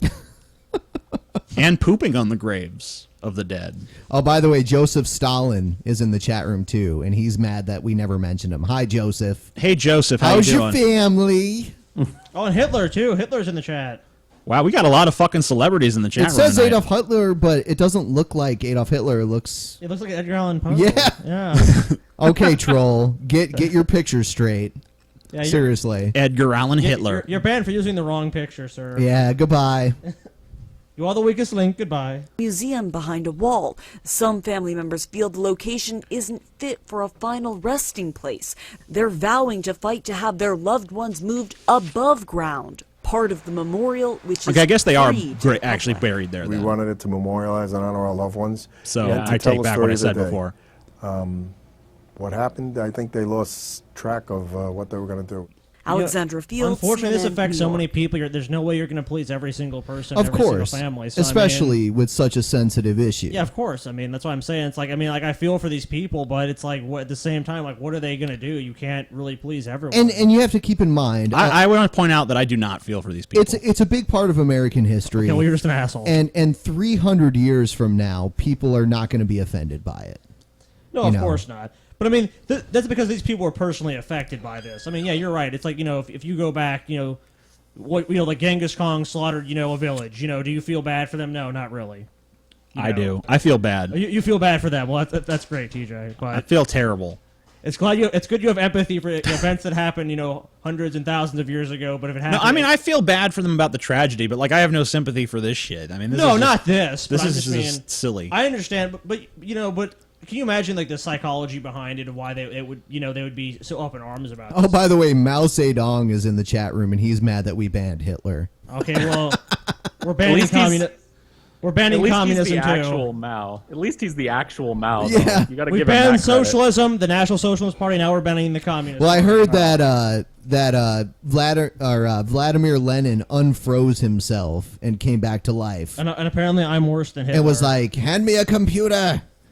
And he's like, I'm "Fuck you." still thinking about this story.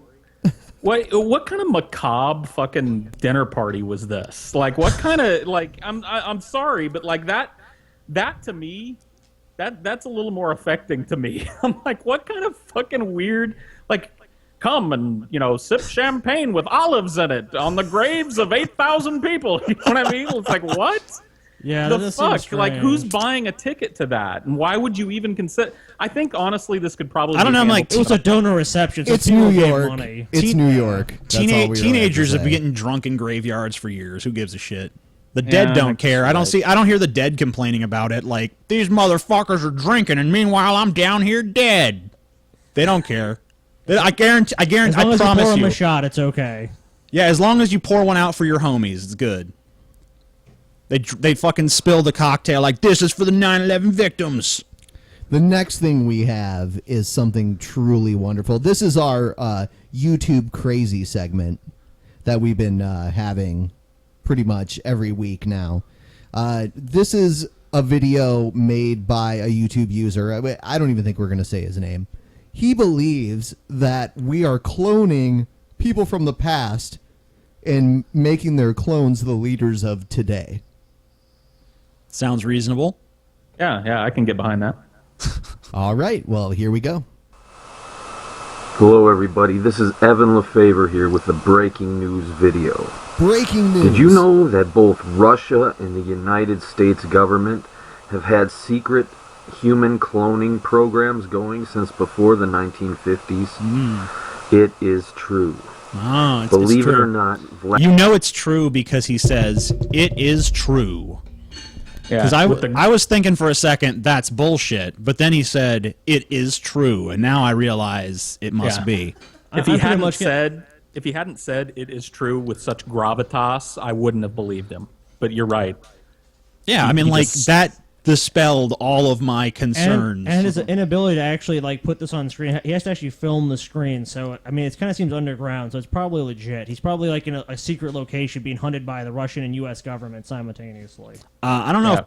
Paul, can you see this yet? I know the stream is a little behind us, but yeah, no, I can't quite see it yet, but I will in a second, I think. There is a picture of Vladimir Putin juxtaposed next to a picture of Julius Caesar, and they admittedly do kind of look similar. Okay. But that's pretty much the evidence he has, is look how similar Vladimir Putin looks to Julius Caesar. Right. He must be his clone. Vladimir Putin is a clone of Julius Caesar. And here are some of the pics to prove it. As you can see, Putin on the left and Julius Caesar on the I right. didn't know they had cameras back in ancient Rome. Huh. Again. There's a profile Putin on the view left, of them Caesar looking on the pretty right. similar. And then here's a split Look screen at that. of the two faces. A clone. Wow. Of Julius Caesar. I just want to point out that the drummer of Red Hot Chili Peppers looks like Will Ferrell. They're clones. So they must be clones, because everyone knows that if two people look alike, they must be clones of each other. Similarity can't be coincidental. That seems pretty legit. I think you're onto something there, dude. Yeah, I think I am too. I think if you cut his hair, the drummer for the Red Hot Chili Peppers would look a whole lot like Julius fucking Caesar too in profile. Shit. Holy shit. This is really silly. Like Maybe even Will Ferrell is a clone of Julius Caesar too. The side-by-side picture that he has clearly doesn't add up. The nose is completely different. The chin is completely different. Even if you when you see the split picture, you can see the nose is different. I mean, it's clearly longer. Yeah. The eyebrows are not the same. You know, there's some similarities in the facial structure, but you know, it's not like you don't look at it and say like, oh, this is the smoking gun. Yeah, this is uncanny. Yeah. This must be the truth. When they cloned Caesar, they forced him to get minor plastic surgery so people wouldn't figure out the conspiracy. Holy shit. They didn't hide their tracks well enough, though. The internet is on the case. You can see in the split screen picture that Julius Caesar clearly has a larger chin and a larger nose than Putin does, meaning that it would have been easy to just shave down his chin a little bit, shave a little off the schnoz. Huh? Yeah, you're right, Paul. I'm sold.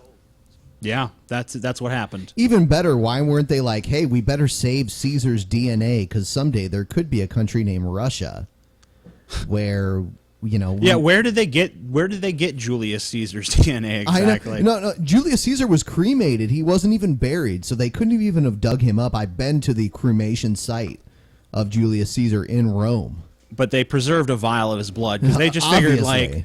What if there's a technology in the future that enables us to clone people from their blood? They were thinking ahead. Yeah, they were smart. Right there, folks. Russia was the first to get their feet wet with the human cloning program, the secret human cloning program. Yeah. But they were not the last country. The United States government had to follow. I want to say that I'm actually a clone of Benjamin Franklin.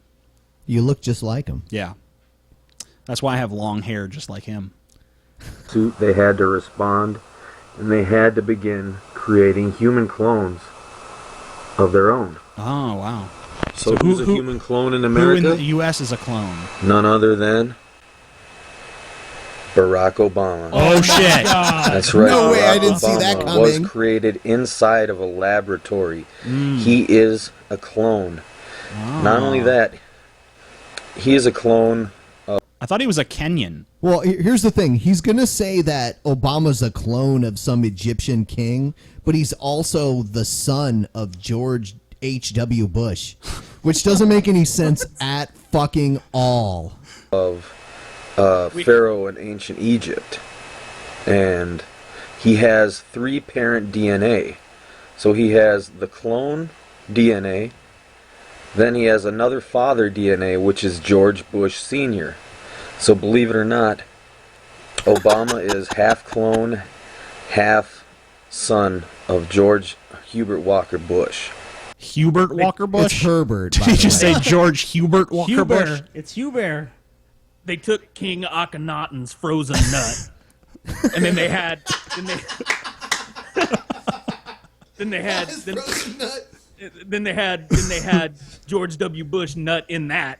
And they stirred it all together, and then they put it in Margaret Thatcher's twat. And that And that's Barack Obama. They made like a nut cocktail. It all makes sense now. Yeah. Don't believe me? Don't believe me that Barack Obama is brother The Bible from said another you mother wouldn't believe to me. George W. Bush? Well, check this out. Oh, Check Here's it Obama. out. Here's the evidence. Here's Bush. Here's George Bush. Oh. Obama. Uh-huh. They both have George noses Bush. and eyes and ears Now here's what and happens teeth. when we take a little closer look and merge the two together. Oh, holy shit. Smoking gun. Look at that. Humans look alike when you put them next to The each image other. in the middle We don't is need the a fucking hybrid jury image. to fucking figure this out. When you Photoshop two faces together, Clearly. they're... No, dude, it's not even disputable at this They're point. brothers. He has Fuck you proven guys. it. He has proven it! Look at that. Bush and Obama have the same nose. Bush and Obama have the same smile. No, they don't. Bush No. and Obama have the same ears. Oh. Bush and Obama have the same eyebrows. They can both hear out of their ears, Bush and too. Obama have the same foreheads. Here is the proof. Obama is the son of George H.W. Bush Bush. and Obama drink soda. And he's also a clone of an ancient pharaoh from ancient Egypt. This was the United States' response to Russia starting their human cloning program that Putin is a product of.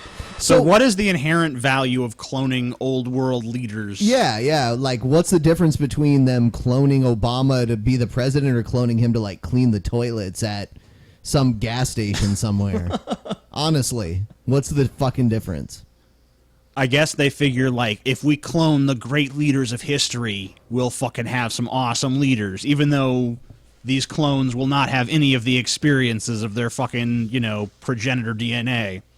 I really wish he would go on to explain how HW sperm got mixed in with all of this. Because if he's the clone, I'm sorry to focus so much on HW sperm here, but if he's the clone of King What's-His-Hootin' from, ancient Egypt, how are they doing triple DNA infusion here? Paul, it's called a spoon, man. You never heard of that? They just mixed it together, man. You just scoop it in? You just put the two samples in the same vial, give it a little shake. By the way, Bill Maher's in the chat room, and he says, "Fuck me." Anyway, are we gonna oblige that person? And TJ's response. Yeah, you know what? I'll do TJ's it. response is later. I'll do it really quick just to oblige that person. So here we go. Maher, fuck you, Bill Maher. Fuck you! Fuck your mother in her fucking asshole. Go fuck yourself. That cunt is a douchebag, and I fucking hate him. He gets on his dumb fuck show and talks shit like that all the time. Fuck you! Fuck you! Oh, fuck you! Fuck you! Fuck you! All right, there we go. Fuck you, Bill Maher. Bill Maher, I hope you feel fucked. Yeah. Bill Maher is actually a clone of a block of cheese and the fucking original Buddha. Kim Jong-un is in the chat room too, and George Bush, and they're both like, "Fuck you." What about Bill Kim Maher. Il Sung? What the fuck? I don't know. That's mean. Just leaving out the grandfather there. Too soon, Scotty. Too soon. Two scoon. Two scones. Too soon. Two scones. To go. Putin was also created in a lab as a clone. Right here, he is Julius Caesar's clone. How they got Julius Caesar's DNA? I do not know. That is I don't know how they did it, but they're Julius smart. Caesar. It's uncanny, the resemblance. How do they get it when he Same was lips, burned? same nose, same eyes, same brows, same hairline, same ears. Look at this. Everything matches up perfectly. Perfectly. Okay, when he's looking at this split screen, like, how does he account for the fact that One's a statue? Yeah, and also it doesn't match up. Like, he's saying it's perfect, but it's not. And by the way, even if this statue was made when Julius Caesar was actually alive, who's going to make an unflattering statue of Julius Caesar? Yeah, no one.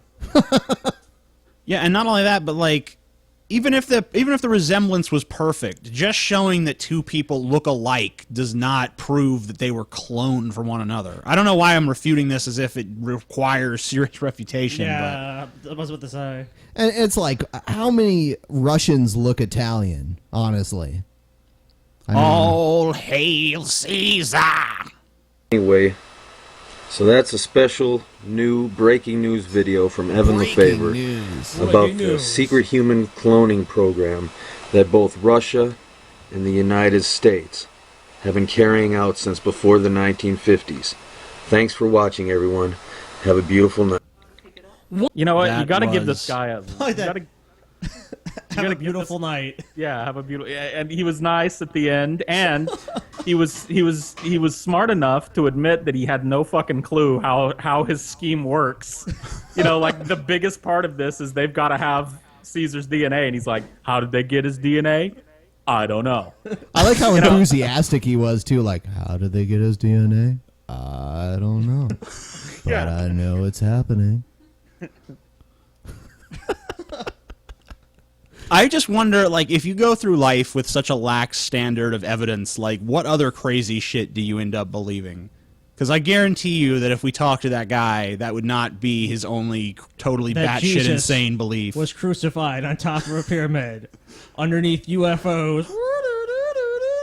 Maybe we got to get that guy on the show. And just talk to him a little bit about his revelation. I think we should get him and Gorilla 199, and they can debate. We can try to each other. They can debate each other, and we'll determine at the end who's crazier. Yep. I don't know if you heard this, Paul, but we want to get Howard Bloom and Galen both on the show to debate each other. Jesus Christ, that would be. Oh my goodness! Can you imagine? We're planning on like going to Dave and Buster's while we're like, okay, we're just gonna play some video We're gonna play games. some skee ball for a little while. Yeah, while we're you just gonna turn our mics off. We're gonna go play some cards. Maybe fucking score some fucking H. Get fucked up. Come back 3 days later. They'll still be at it. Yep. Like Howard Bloom will be like, and that ends my opening remarks.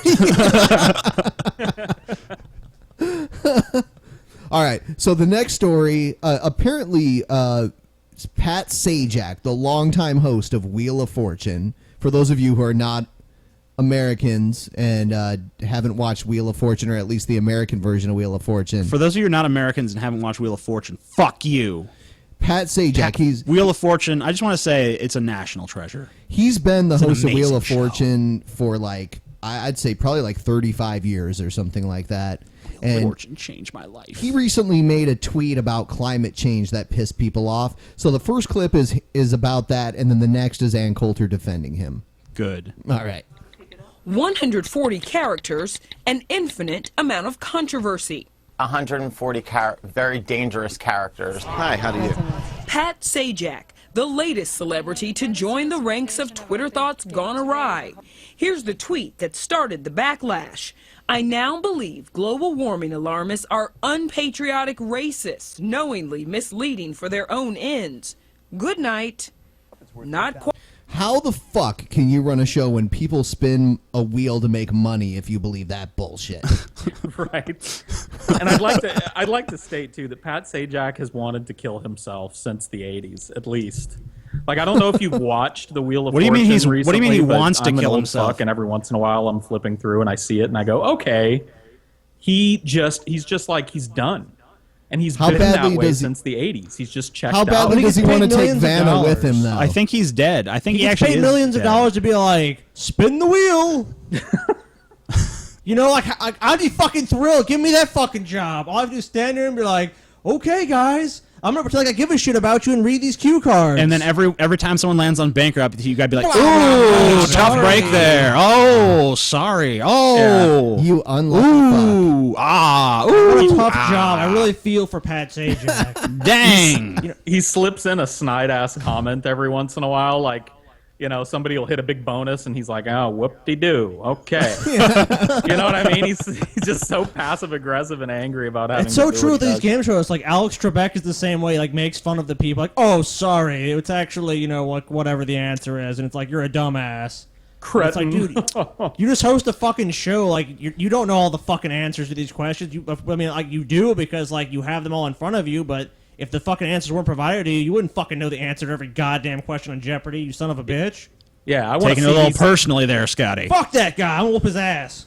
I want to see these game show hosts forced to be on their own shows for once and see how they fucking do. I want to tie Pat Sajak to the wheel so that he spins around with it. That'll get his passion going. When it hits bankrupt, he gets shocked. Yeah, he'd never raise his voice above that like kind of hushed monotone. He'd just be like, wow, this is great. Tied to my own fucking Sajak wheel. pressed send again the next day, following with, sometimes it's fun to poke a stick in a hornet's nest just to hear the buzzing. Can I buy an eye, Pat? He said stick, right? Stick. Okay.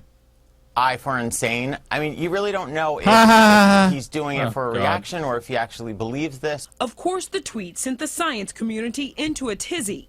Climate scientist Michael Mann Fucking tweeting scientist. back, "Hey, at Pat Sajak, this ain't the Wheel of Fortune. If we lose this game, it isn't just one person's misfortune. All humanity pays the price." hey, but who are you going to listen Sajak has to? never- A fucking game show host or a scientist? Yeah, a conservative game show host or a climate scientist. Ugh. I'm on the fence. My money's on Sajak. Sajak any day. I thought you were about to say my money's on Satan. My money's on Sajakton. Been diplomatic on the issue of climate change, frequently tweeting and mocking those I'd who like to believe solve it's the puzzle. real. Total May fucking 10th, retard. Very hot weather. We're all going to die. Very cold weather. There's a difference between climate and weather. Moron. Just 4 days later, help. Climate changing must send money to lots of places. A lot of money. Hurry. Time is short. Not kidding. I don't even. But when What was asked that? I don't even know what the point he was trying to make with This that guy's one. a fucking total idiot. Yeah, it's that snide ass. See, I'm telling you that what I was talking about earlier. That's that fucking Pat Sajak coming out of there. He's doing it. He's fucking on you know, climate scientists, but he's doing it in that snide little way where you can't really tell what he's saying. You know what I mean? Fucker. I think that he thinks that his like little like godhood that he has on his show because he's the host and he gets to like control people's fates and shit. Like I think he extends that to the world around him. Like, yeah, climate ain't changing. Don't worry. About the unpatriotic racist remark, Sajak said it was in jest, saying, "Of course I was joking, just mocking the name-calling that is directed at global warming skeptics within and without the scientific community." Continents will add 1,000, not While made his a vague wording is statement that I what can now caused the backpedal controversy, Sajak's skepticism is echoed by others, most notably Florida Senator Marco Rubio, who himself recently came under fire after telling CNN, I understand that there's a vast consensus of scientists that are saying that human activity is what's contributing to changes in our climate. I think is an enormous stretch to say that every weather incident that we now read about is, or the majority of them are attributable to human activity. Like Sajak, scientists pounced. And, like Sajak, Rubio clarified. It seems the issue of climate change is still a puzzle worth solving. Just not in 140 characters or less. Now, after all this drama, you'd think maybe Pat Sajak would take a break from Twitter? No. Earlier today, he's still at it. He tweeted, later today, I'll be tweeting my views on the subject of nuclear proliferation and free-range chicken. She said nuclear. Nuclear. Nuclear. Nuclear. Actually, Alex Trebek would probably count your answer wrong for that. I'm sorry. I'm sorry. It's pronounced nuclear. Oh. You get nothing. You get nothing but me mocking you and my Then he- fake laugh. Uh-oh. Oh, well. Nothing I can do about that. Yeah. The fact that Pat Sajak's opinion on anything is news is profoundly fucking depressing. Yeah. Hey, it is CNN. They do have a lot of time to fill. CNN just basically combs Twitter looking for things they can talk about. Is someone upset? Is someone upset? How upset are they? So the next clip is Ann Coulter kind of backing up Pat Sajak, but also for some reason she talks shit about Leonardo DiCaprio. Finally, someone even less qualified to talk about the subject. Awesome. Why do you say that environmentalism is a rich white person's concern?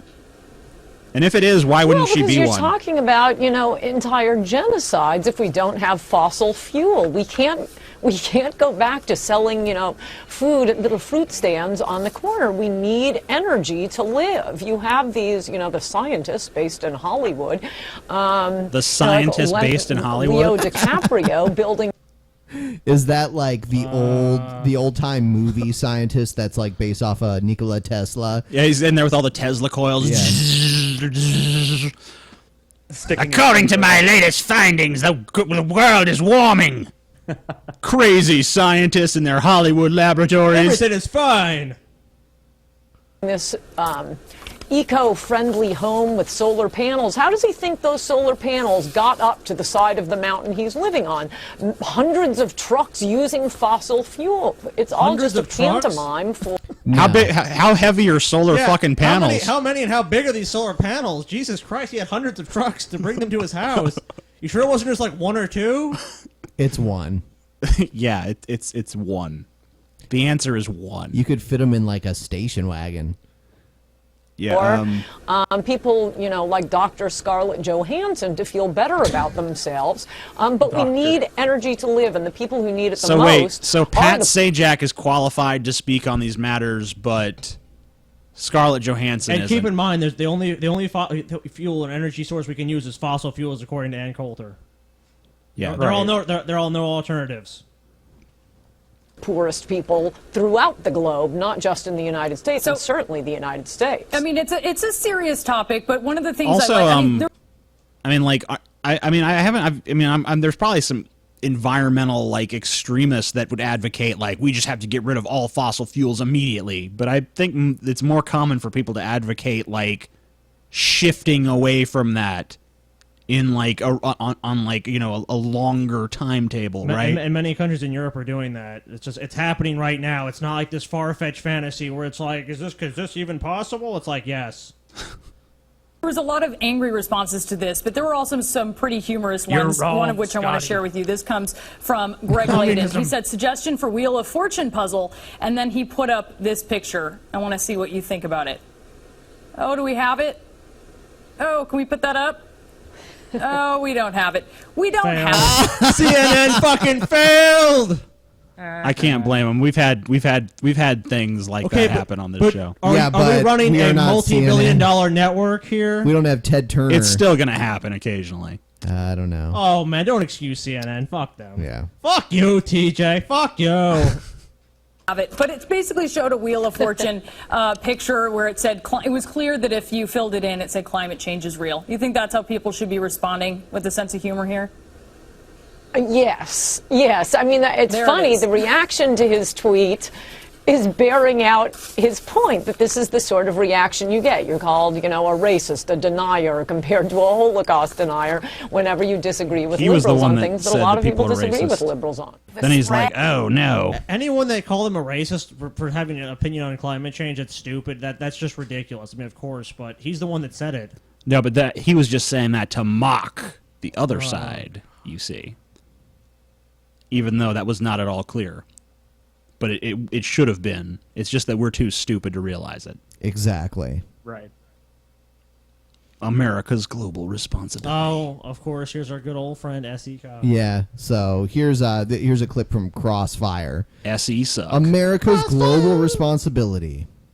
The spread of Al Qaeda and terrorism in far off corners of the world, places like Mali and Nigeria. It's like the spread of Al Qaeda and other people, and we just they're need so to do rude. something about it. You are you're being sexist against her just because she's a woman without a brain. But, you know.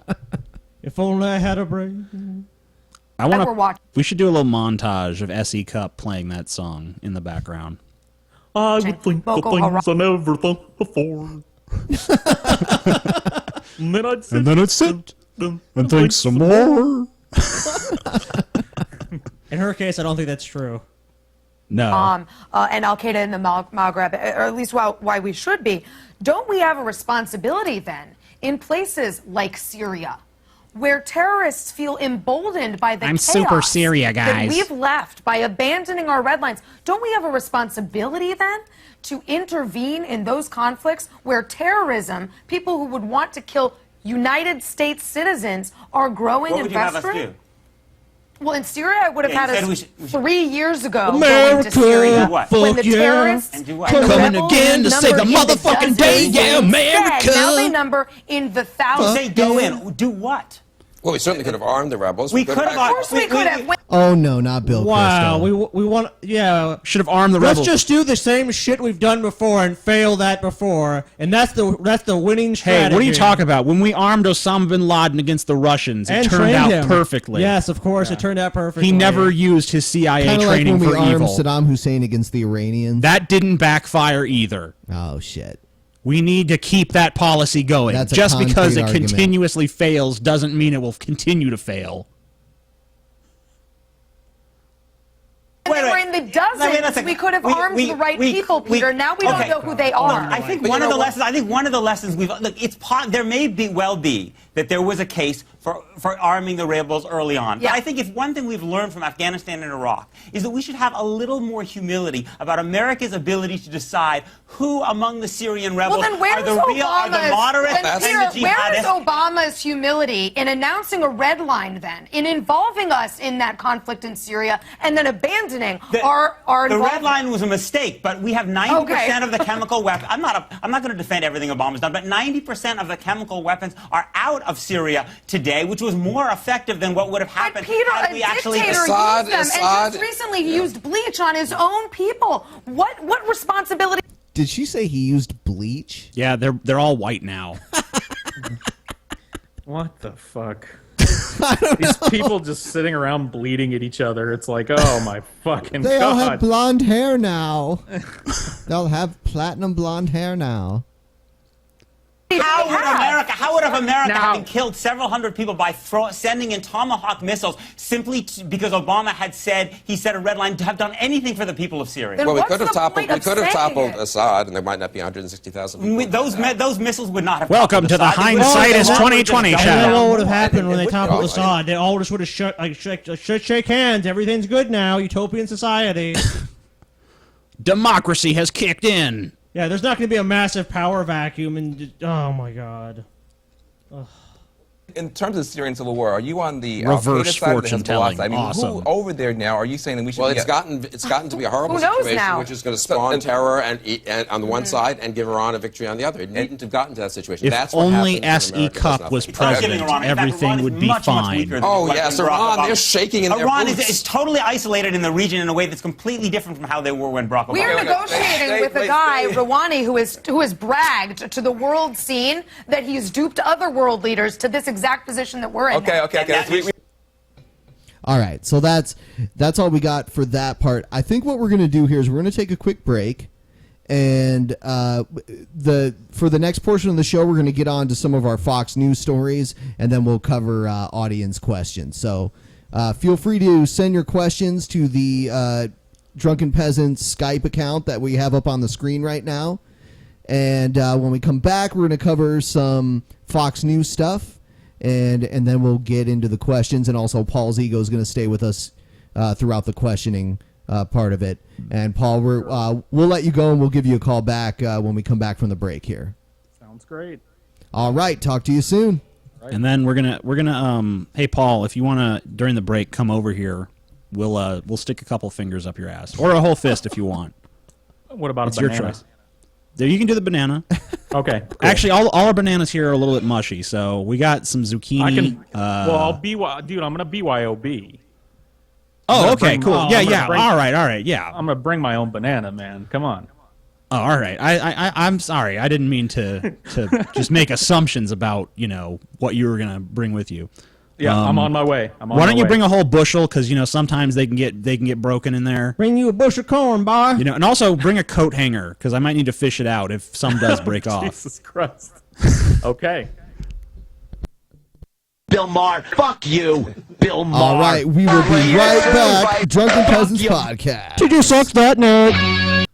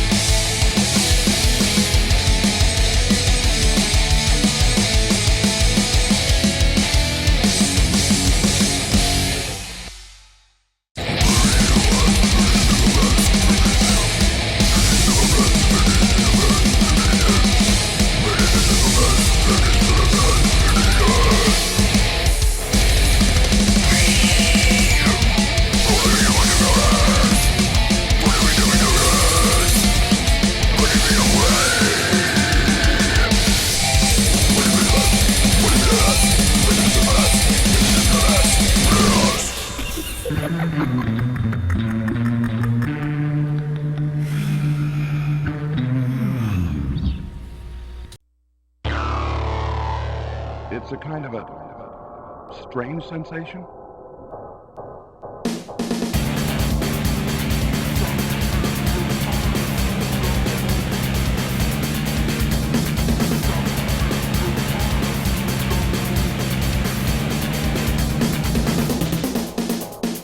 It's just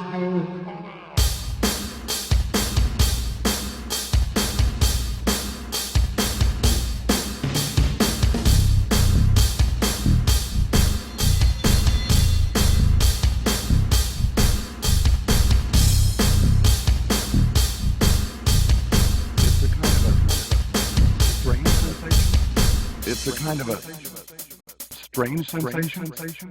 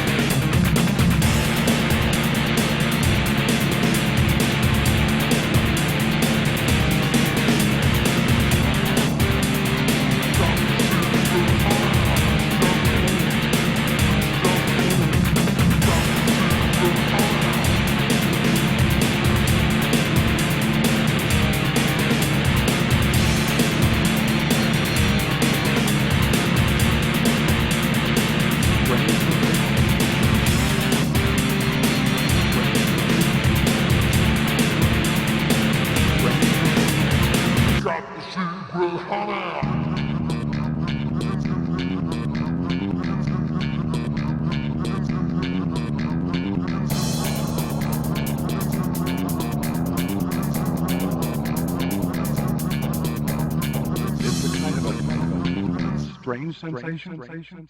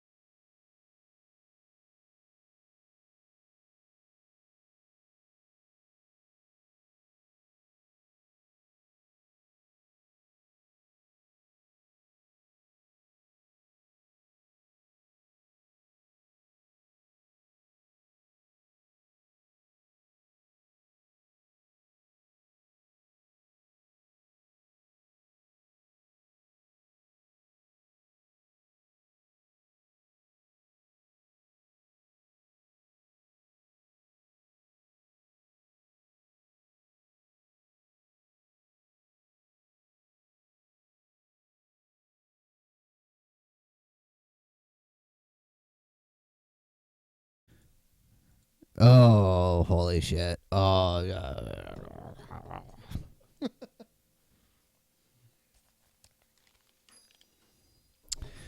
All right. All right, we're back now.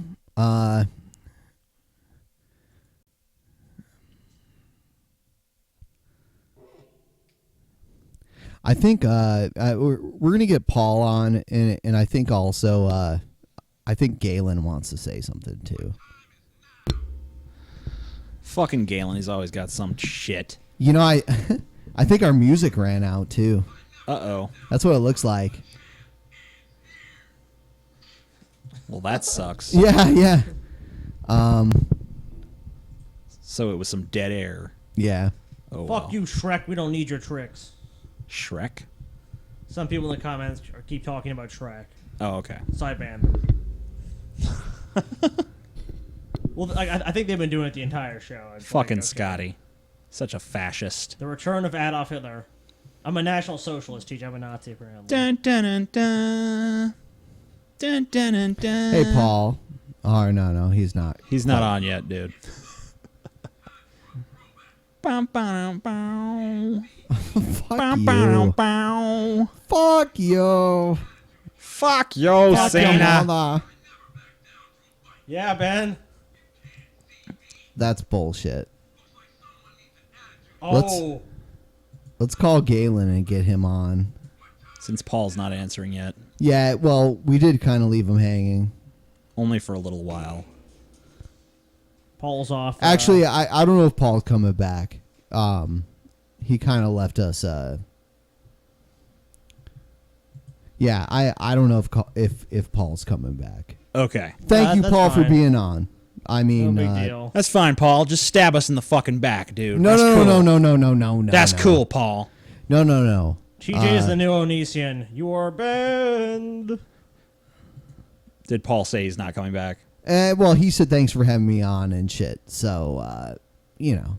Okay, that's cool. And yeah. Well, Thanks for being on, thank Paul. you, Paul. Paul's one of our best guests. For so- sure. For Yeah, sure. Paul's like, I want to do something that besides sit around like waiting for this shit to happen. So fuck y'all. Paul's like, I'm leaving. Scotty the fascist. Damn right. I'm calling Galen right now. I don't know if he's going to be on. You know, every time we call Galen, it sounds like there's a helicopter in the background. Yeah. So, before we move on, All right, Galen ain't fucking answering, so let's move on to the next story. all right.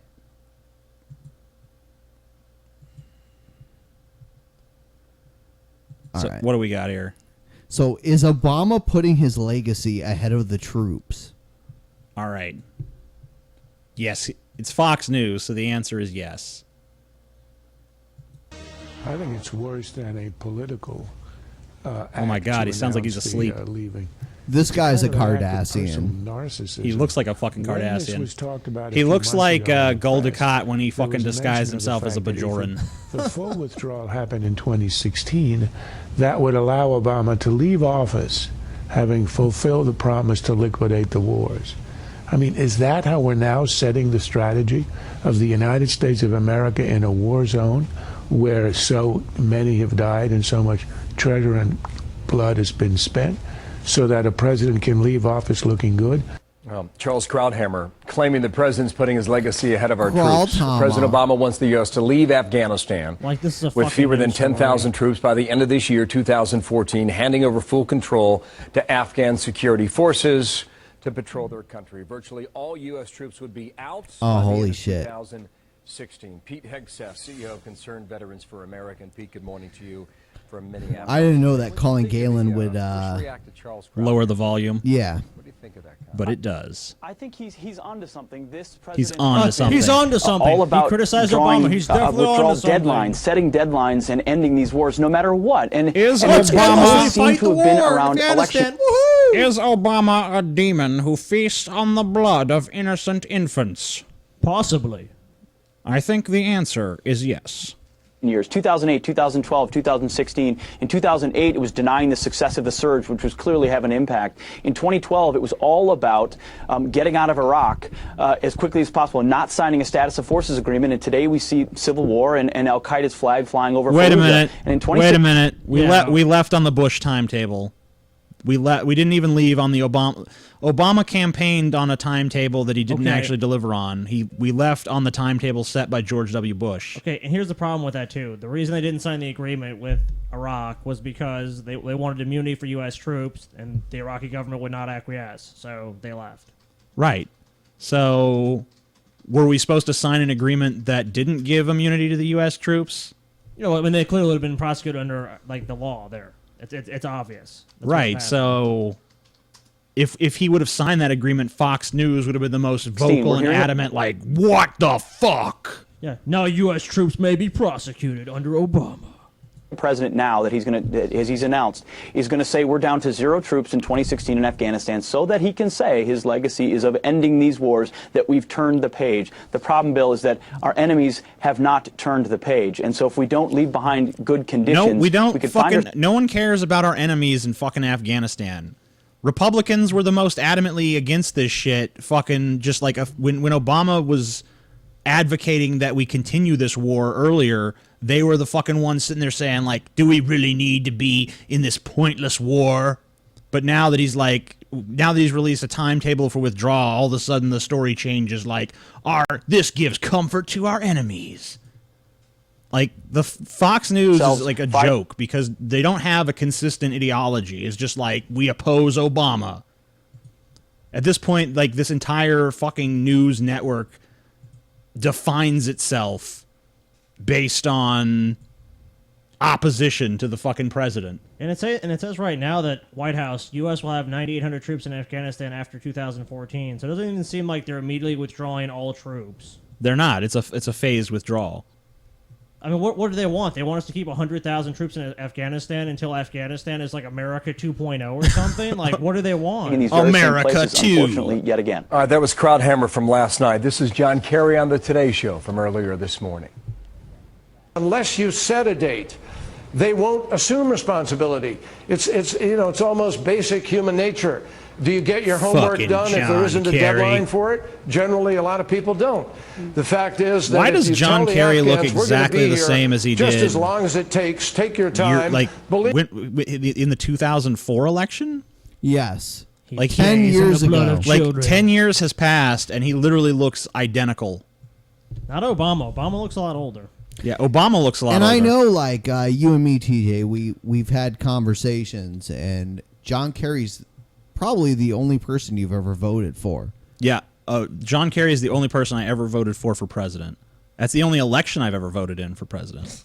So, it's been quite a while. It's been 10 years since I've voted in an election, which is strange because I am, somewhat politically active and involved. Are you registered to vote against Kasich? No, I'm not.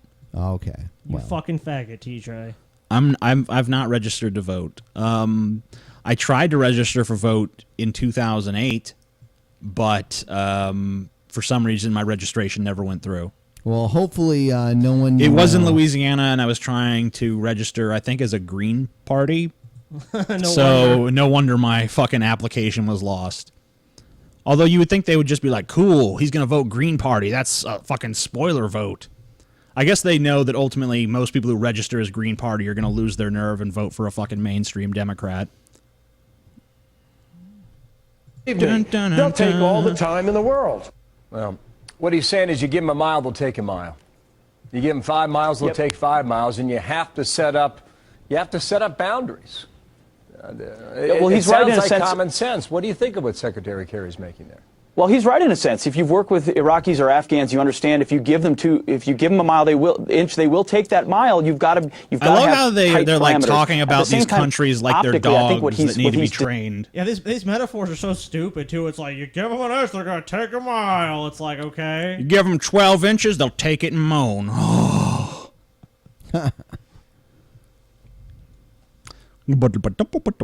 dismissing too quickly is that when you declare that you're going to leave, calculations changed amongst the minds of the people you're working with and the enemy you're fighting. They see right through you to a future that does not include you. So their calculations are based on, well, how am I going to A, survive, or what allegiances do I have to create now so that I keep myself safe or keep the job that I have when the Americans are gone. The optics of Like, what is the standard for when we can fucking leave Afghanistan? We've been there for fucking 13 when we years. win, TJ, come on. You know, if when we win. If we ain't won in fucking 13 years, we ain't gonna win. Hold on, Moving TJ. the goalpost logical fallacy. Hold on. It We continuously haven't moving. won yet. Are you against us winning? Come on. Yes, I'm against us winning. TJ's against victory. Oh, you're a piece of shit. I'm TJ. against American victory in Afghanistan because it's a meaningless victory. Like, what do we gain from winning in Afghanistan?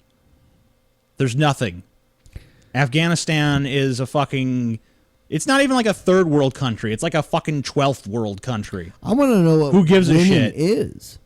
Yeah, like, that's what I don't understand. Like, what is the fucking standard for victory? Like, how do we win this war? At what point can we just wipe... Like, until like every fucking citizen of Afghanistan wants to suck America's dick, we can't fucking withdraw. It is by definition a guerrilla war. I mean, of course. Just like Vietnam. I mean, it is to that same level. Yeah, we withdrew from that too. Yeah, because it was a fucking and no, no one looks back at history and says we should have stayed in Vietnam and stayed the course. The Gulf of Tonkin was bullshit. The Gulf of Tonkin, which was the justification for the war, was bullshit. Just like 9/11. Okay, 9/11 was not bullshit. Commitment are very, very important, and that's the problem of what the president is doing at the very top. Rather than saying we'll do what's necessary with an enduring commitment to preserve Afghanistan, we'd like to draw down as much as we can, but we're committed. Instead, we're saying turning the page. All it sends to our enemies and allies is that we won't be here, and it's time for them to pursue their own ends. Regardless America does not want to be entrenched in this pointless fucking war any longer. We've been there for 13 fucking years. We never should have fucking been there to begin with, except maybe in the very fucking beginning. We already pay enough taxes as it, the one thing, like, when I pay taxes every year, I'm like, holy shit, what percentage of these taxes go to kill brown people on the other side of the world? Yeah, like, I pay a lot of taxes, so I just sit there and like, man, why am I continuously funding this stupid fucking war that my world is not any different if we win this war, if we lose this war, if we just get the fuck out of there. Like, nothing about my life fucking changes. Nothing about the life of anyone in America fucking changes. I remember you made a video, TJ, years ago where you broke God's commandments and you got to thou shalt not kill. And you're like, well, I'm not going to kill anyone and go to jail for this video, but I'll just pay my taxes, and that'll kill people. Yeah, exactly. And in that respect, everyone in America breaks that commandment. Because, your tax dollars will go to fund these efforts regardless of how you feel about them. When we see the president at West Point and the cadets are gathering now for their graduation ceremony today, and it'll be a remarkable sight, as it is every year, Pete, as you well know. There will be talk about Afghanistan, the future for the United States all over the world, in the Middle East, et cetera, but especially Syria. I mean, there is now consideration being given that the president may approve this idea to train and equip moderate fighters within inside that country. It's so fucking crazy because now in Syria, that's a real humanitarian mission, and with Saddam Hussein, it wasn't. I don't, I think people are still kind of confused as to why we went to Iraq. I don't think there's ever been a definitive reason. The administration gave us several. Bring freedom. Gotta smoke out the evildoers. Smoke them out. Bring freedom. If you want to talk about chemical weapons being used against humans, if you want to talk about an evil regime suppressing the people, I mean, that's Syria. And now we don't even have the resources to deal with that because we've been caught up in Iraq and Afghanistan for over a decade now. Yeah, how is it How is 10 years of military occupation not enough for these fucking people? It's actually more than 10 years. That's what I'm saying. But I mean, it's more than 10 years. Larger than a decade. Meanwhile, we have genocide going on in North Korea, and after World War II, it was like, we'll never let genocide happen in the world again, but we will. Yeah, and yet I don't see these guys advocating, like, let's go to North Korea. Let's go fight the fucking North Koreans. Let's go show them what for. Now, this has been debated for more than a year.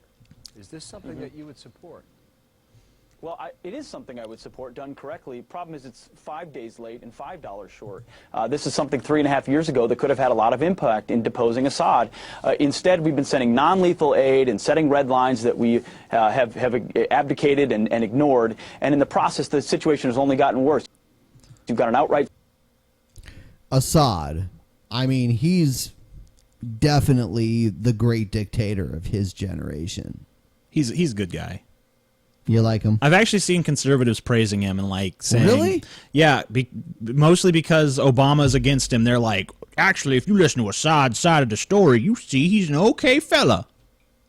Civil war with more radical Islamists on the ground trying to fight the Assad regime. So you have an impossible choice, and now you have to vet those rebels, determine which are less radical, and try to assist them while they're already on the heels because Assad has been able to push them back. So I welcome the fact that he's taking some sort of a serious approach here and acknowledging that just sending them food and non-lethal aid isn't enough. The question is, can we turn the tide? And does Assad believe that we would be committed to seeing this through? Because if he just sees this as an incremental small step, it doesn't change his calculation. If he only thinks we're going to occupy his country for 10 years and kill him, I mean, he's not going to be afraid of us at all.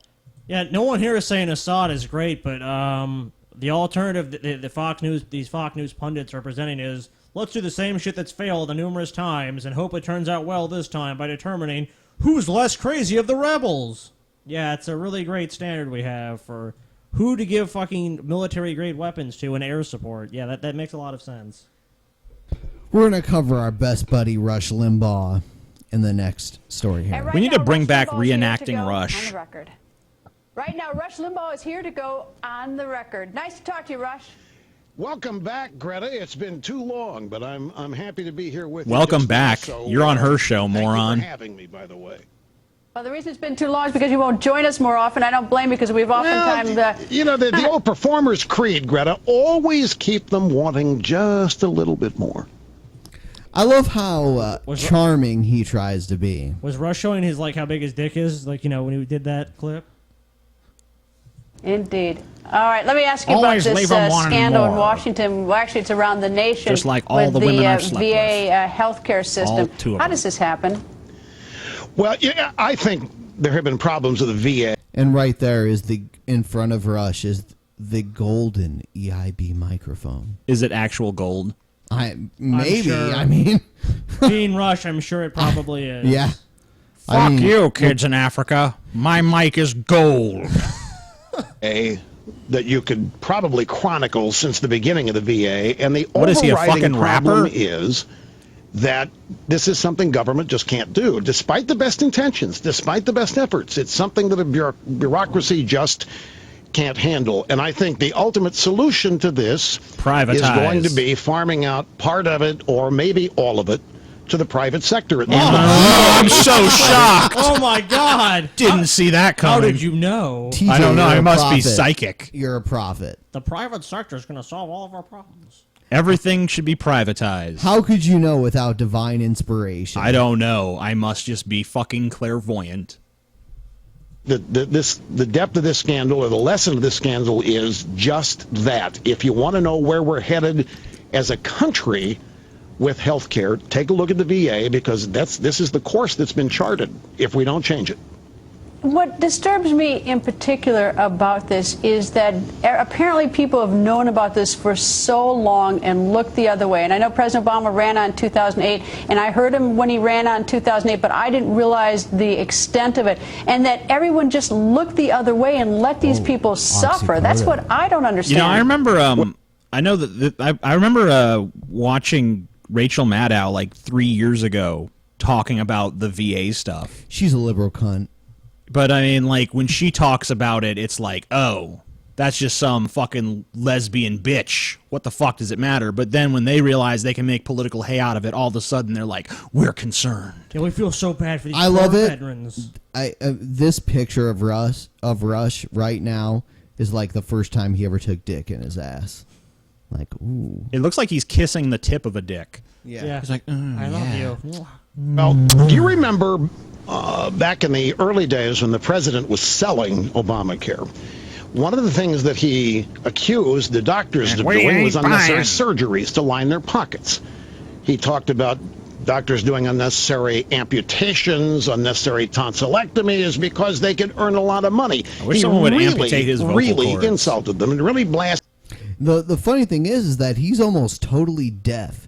Like, if you look right now to the right of his neck, you can see this cable hanging, like, just to the right of his neck. Yeah, I can see it. And that is hearing damage caused by oxycodone overdose.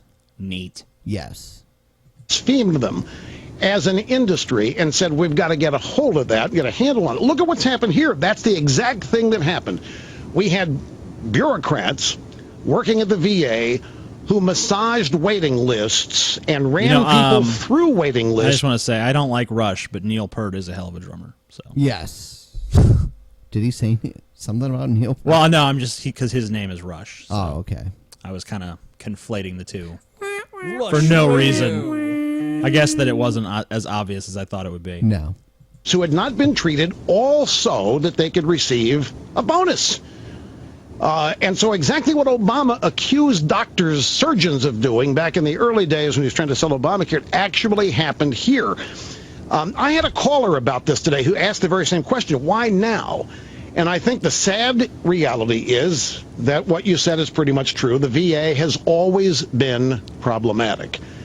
But in so being, we established a baseline of acceptance. Let's go to calls. You want to go straight to that? Yeah, let's just go to calls. All right. Because fuck Rush Limbaugh. Let's see who we got. All right. Boom, boom, boom, boom. I like the picture of Rush right now, though. That is he looks. I don't even know. He looks like a fucking mental retard. Hello, Aiden. Aiden, sorry, yeah. Aiden. Hi. Are you related to Jaden Smith? Unfortunately, no. Did you know that Jaden Smith is a fucking lunatic? No. Have you read his tweets? And yeah. I don't really know what to make of them. He said that if newborn babies could speak, they would be the most intelligent beings on Earth. So apparently, a total lack of any sort of knowledge or insight is what qualifies as intelligent for Jaden Smith. Why no comment? Do you think that Will Smith's entourage is going to come find you and tie you down and beat you you insulted Jaden Smith? I mean, I have some sort of there's not really a way to describe my feeling towards Jaden Smith. It's more so it's like a sexual feeling? It's a sexual or... feeling. So you want to have sex with Jaden Smith? Oh, okay. No. Would you be the top or the bottom? It's indecisive, so it sounds like you'd be the bottom. No, I'm asking, would you take his dick inside of you, or would you be fucking him? I mean, either way, I think would never do that at all. Okay. I mean, I understand that I'm being trolled right now, but okay. No, you're not being trolled. These are honest questions. We're trying to get to the bottom of this, guy. This is investigative journalism. Right? We're trying to conduct some fucking investigative research here, and frankly, your tone of non-compliance makes me think that you have something to hide. It sounds evasive. Oh, I'm sorry. So we'll just skip this because obviously, you have some dark secrets in your closet that you're just trying to keep hidden. But what is your question, sir? So my question was, what is your opinion on genetic modifications? And by this I mean food or scientific experiments such as on mice. So how do you feel about vis-a-vis the animal cruelty aspect, all of that? Are you also talking about GMO food and things like that? Or are you just talking about okay. As far as the GMO with food is concerned, I mean, if we did not genetically modify food, people would be even more people would be starving than they already would. I mean, I'm not against them labeling it, but I definitely think that there's not really.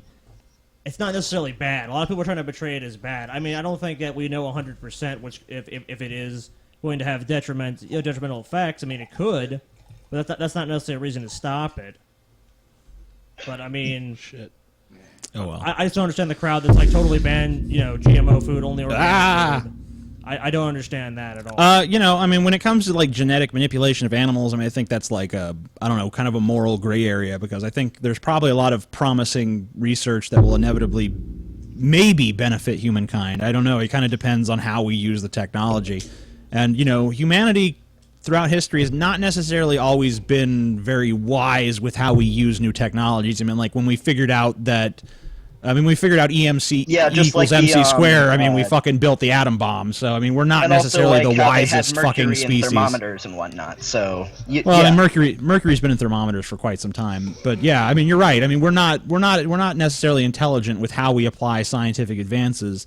But on the other hand, I can't ignore the possibility for tremendous good that could come from those things. So, I mean, it's kind of like a mixed bag, because it could be a very promising technology or it could be disastrous. And it really just depends on how wisely human beings use it. So it's probably going to be disastrous.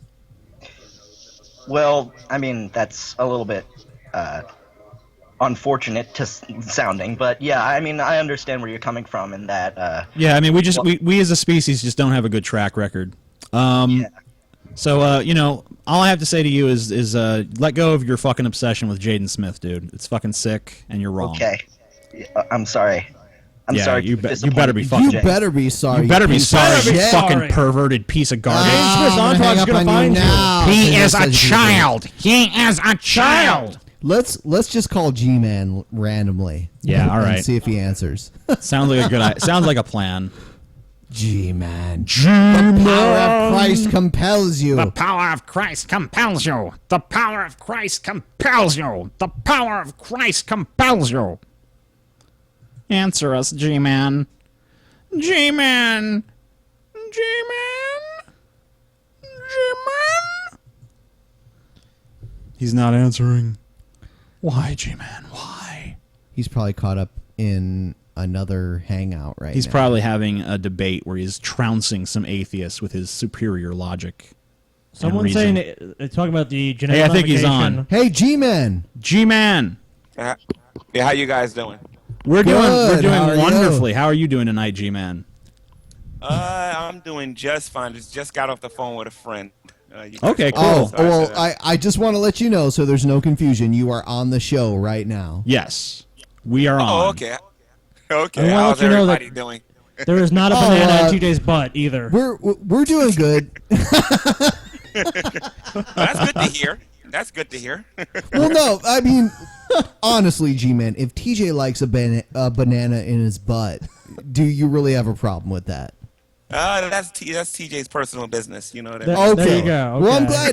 I'm glad you agree with that. So G-Man, what's been up for you, man? I mean, we don't want to get any theological bullshit right now. We're just kind of checking on you, seeing how you're doing. I'm all right. A lot of people. What's been on your mind lately?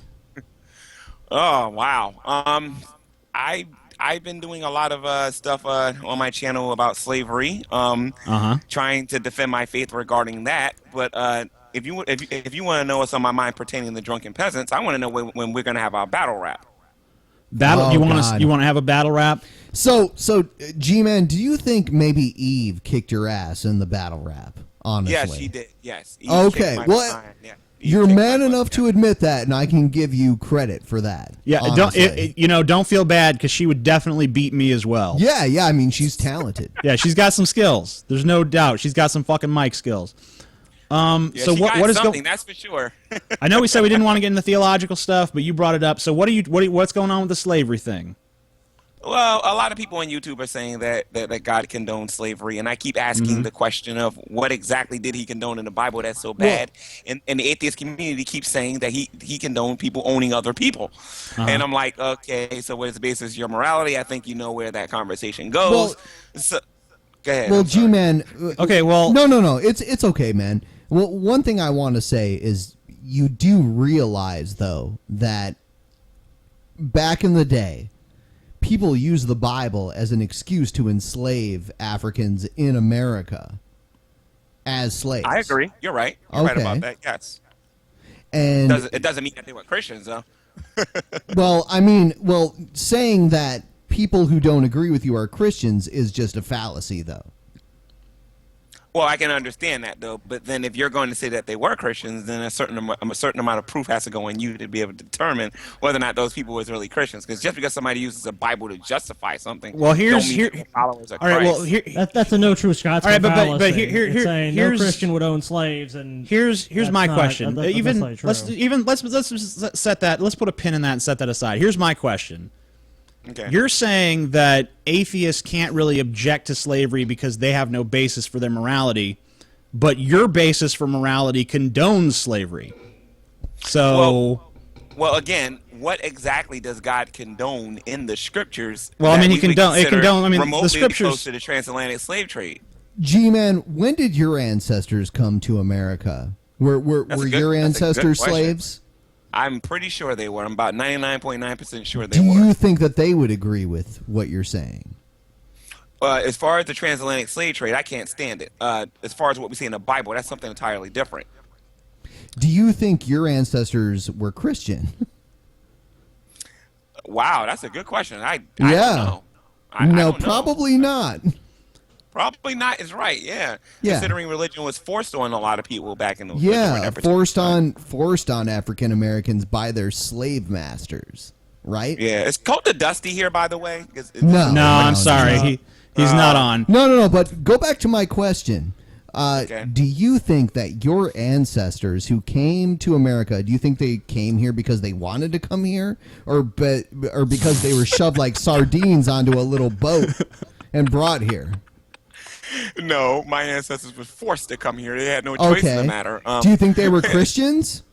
Nope. I think they probably were either Muslims or tree worshippers or something. I don't know. But I don't even think they were probably not Muslims either. But maybe.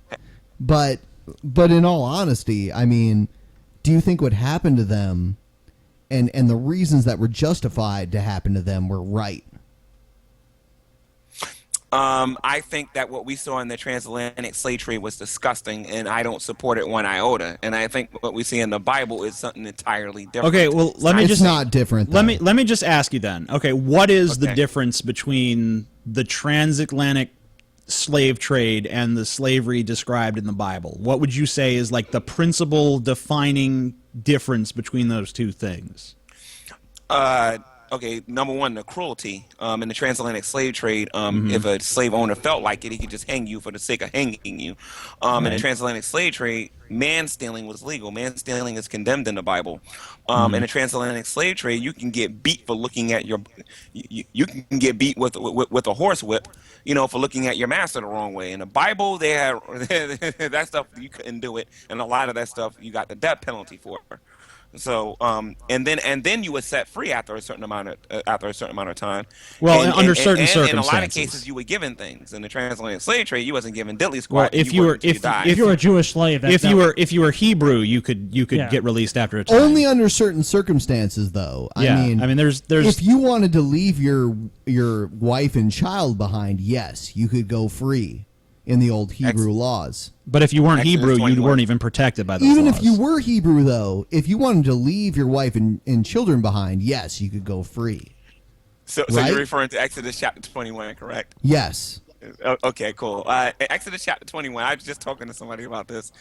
They was talking about how, if the man came in by himself, he'll be let free. I'm sorry, after 7 years, he can go free. If he came in with his wife, he can go in free. But if his master gave him a wife, it was like a loophole or something like that. Right. Now, here's the thing. That was a law in the Bible. The person before they became a slave would already have known that if he accepted the woman. Now we're guys here. I mean, I'm Do sorry, you think? Hold on. I'm sorry, G-Man. Okay? G-Man, I'm sorry for interrupting, but do you think the person that was the slave knew how to read these rules? Yes, because it wasn't like you think they knew how to read? Yes, Come on, did. man. No. Do you think your ancestors who were slaves knew how to read? My ancestors? No, I don't think they did. Okay, so why did your ancestors that were slaves didn't know how to read, but these slaves, these Hebrew slaves, knew how to read? Because when it comes to the Jews, They knew how to read. They knew how to read the law. Oh no, go ahead and explain to me. Give me empirical evidence how they knew how to read, but your ancestors didn't. All you got to do is just go find a Jewish person. They'll tell you that by the time they're 7 years old, they know all 5 books. They know all 5 books of the Torah. And, I know plenty of Jewish people. Well, they know all 5 books by the time they're 7. I assure you of that.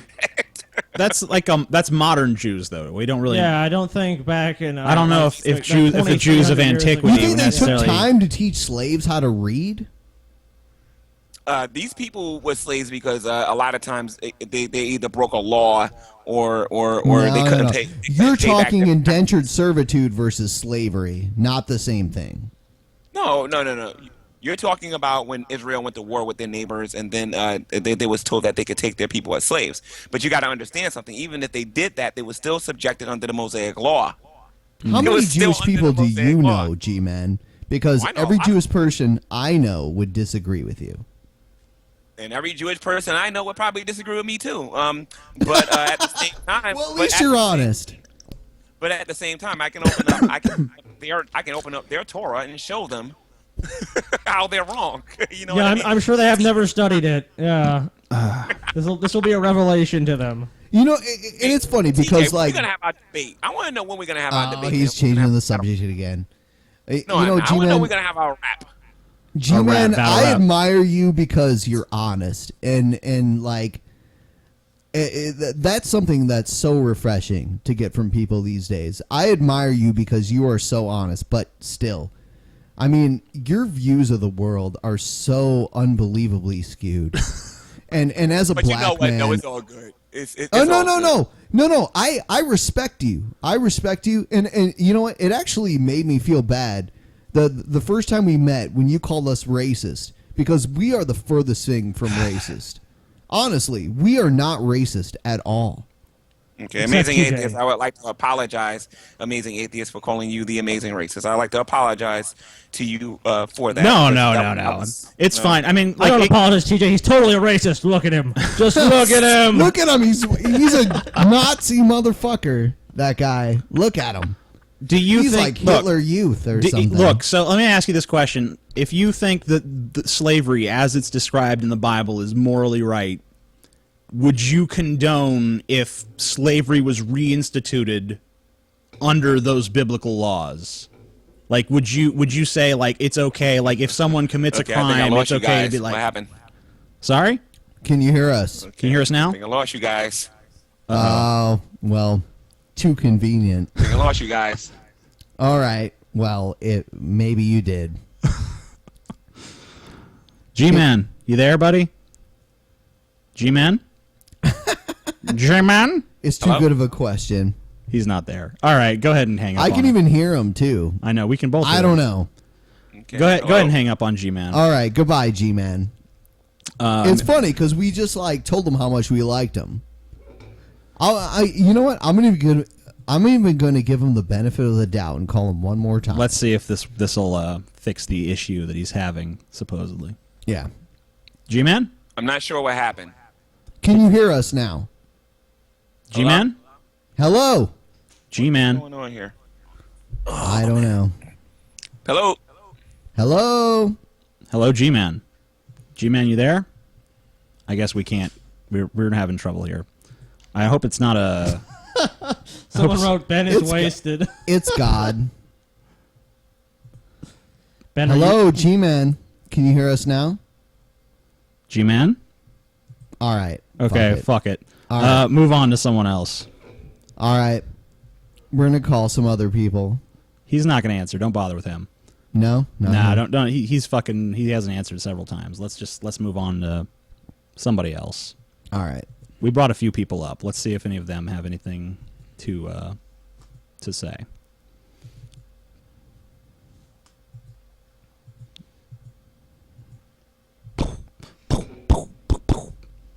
Why don't you go ahead and put him on the hello. What's up, guys? Hey.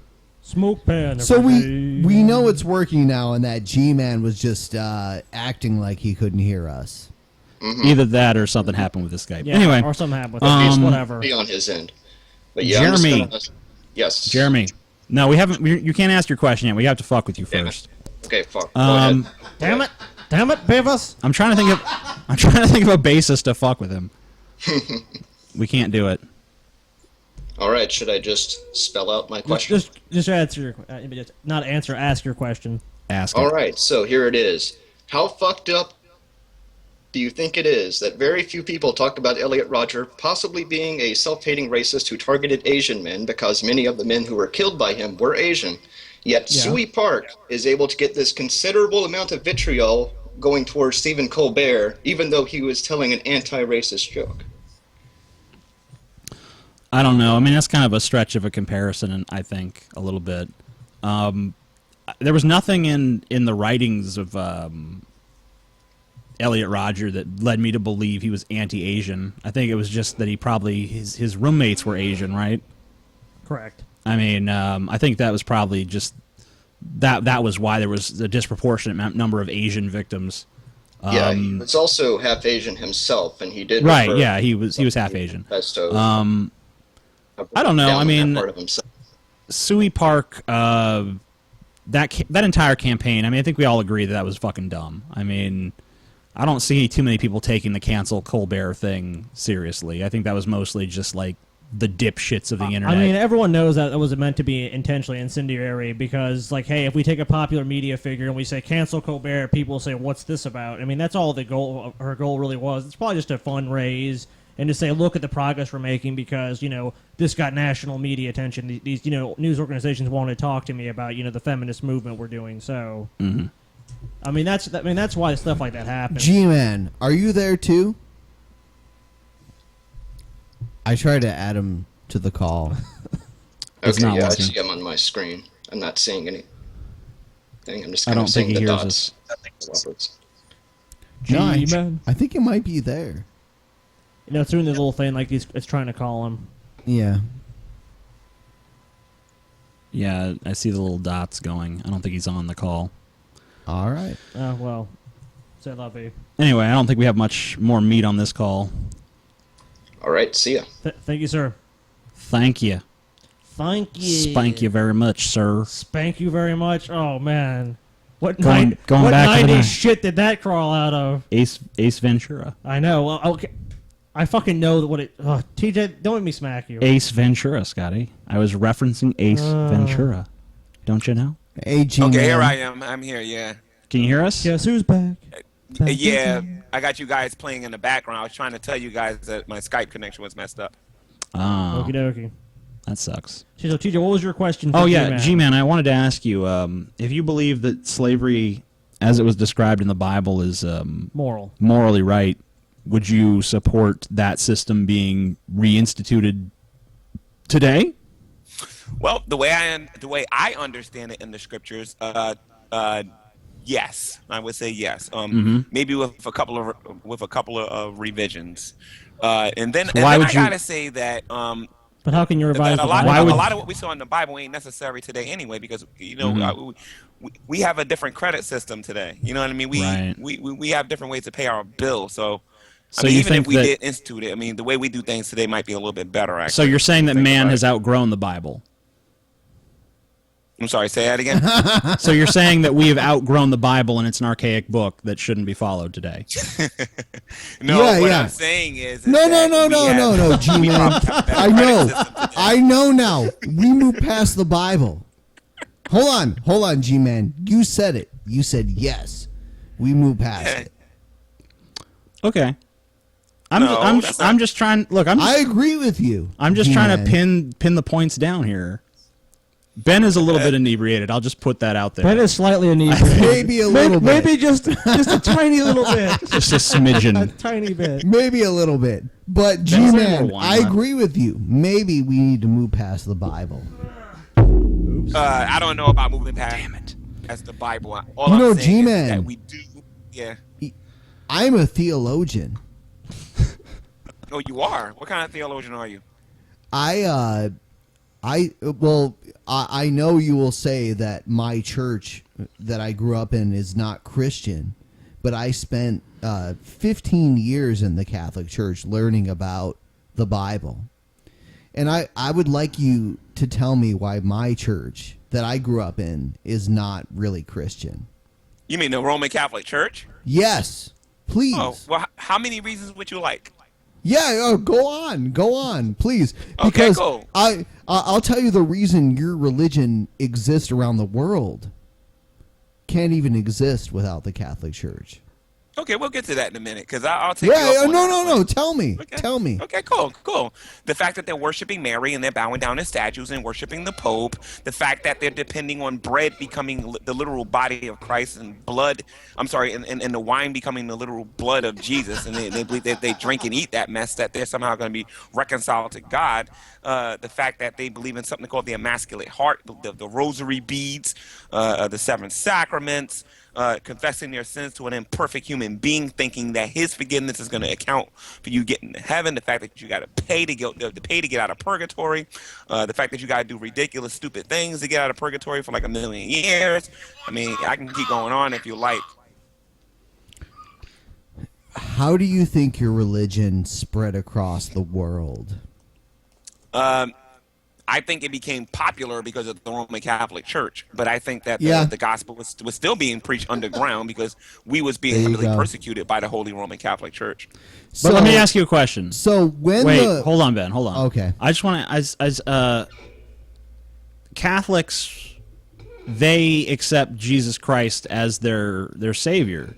So how can you possibly how can you possibly say they're not a Christian religion when they worship Christ, when they view Christ as the salvation of mankind, when they preach from the same holy book that you do? Well, they don't preach from the same holy book I do. They have the Catholic Bible and they add books to the Bible. Well, there's many different versions. King James too. There's many different versions of the Bible. He's talking about a king that revised the Bible. TJ. Yeah. TJ, let me ask you something, TJ. Pope Francis said that atheists can get into heaven. That the Catholic Church will help atheists get into heaven. Do you honestly believe that nonsense? Well, I don't believe in heaven. I mean, I'm an atheist. So, I mean, I don't want to go to heaven. I don't even think there is a heaven. But, I mean, that's just nonsense. Even so, we can appreciate Pope Francis. Yeah, right. Pope I mean, Francis is lying to people, and you know it. You know Pope Francis is lying to people. Well, in my opinion, all Christians are lying to people. Yes. Yeah. But the thing is, no, I mean, you're not going to appeal to atheists by saying you can get into heaven if you follow me because we don't believe in heaven in the fucking first place. And the weirdest thing is like, I went to 13 years of Catholic school. And I'm sorry to hear that. Well, I'm sure you're sorry to hear that, but I learned the real truth of the modern Christian church. Okay. So, what did you learn? Well, I learned that Paul was our the next pope after Peter. Oh, really? Paul was the next pope after Peter. You mean apostolic succession? Yes. Oh, okay. Can you show me in the Bible where Paul considered himself a pope? And I know you don't want to have this conversation, but that's the kind of questioning I would give somebody like that, by the way. So.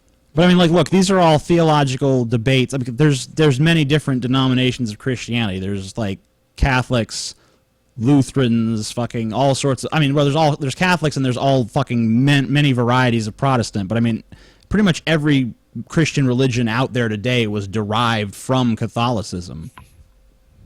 I mean, the religion that you follow today was probably ultimately derived from Catholicism at some point. It's just been reformed since. So, I mean, like, you're basically criticizing the genesis of your own religion. No, the genesis of my belief is Jesus Christ, his life, death, and burial, and resurrection. Oh, well, you go back to the beginning. It's a counterfeit. You're just free to go back to the beginning, right? Yeah, I'm free to just go back to what Jesus Christ taught. I don't buy into nothing these denominations are saying. I buy into what Jesus said, and if he didn't say it, I don't take it very seriously. So, how do you know what Jesus said? By my Bible. My Bible tells me. Oh, okay. So how do you know what the Bible is true? By faith. Oh, okay. Well, there we have faith, it all. Biblical faith, not that mess where it's a claim without proof. I'm talking about Well, how is what you say without proof? That's the very definition of faith. That doesn't really work that way. You can't split the hairs and say, well, this is different. It's not. Is that PaulsEgo saying that? No, that's Scotty. Oh, okay, no, Scotty. PaulsEgo isn't here. No, I want to know what you say is the proof. Okay. Number one, biblical faith. The definition for biblical faith is the substance of things hoped for, the evidence of things not seen. You have to understand that we have certain facts that we know that the books of the Bible were inspired by God, and that we know that. How do you know? Well, no, we don't. How do I know this? How do I know this? Yes. How many times? Okay, I'm talking to Ben right now, right? Okay. Yes. Ben, Well, you're talking to all of us. This is our No, podcast. talk to me. You're talking to all of us. I'm Ben. But if you want to talk to just Ben, that's fine. You know, It doesn't change the I was facts. raised in the Catholic Church from a child.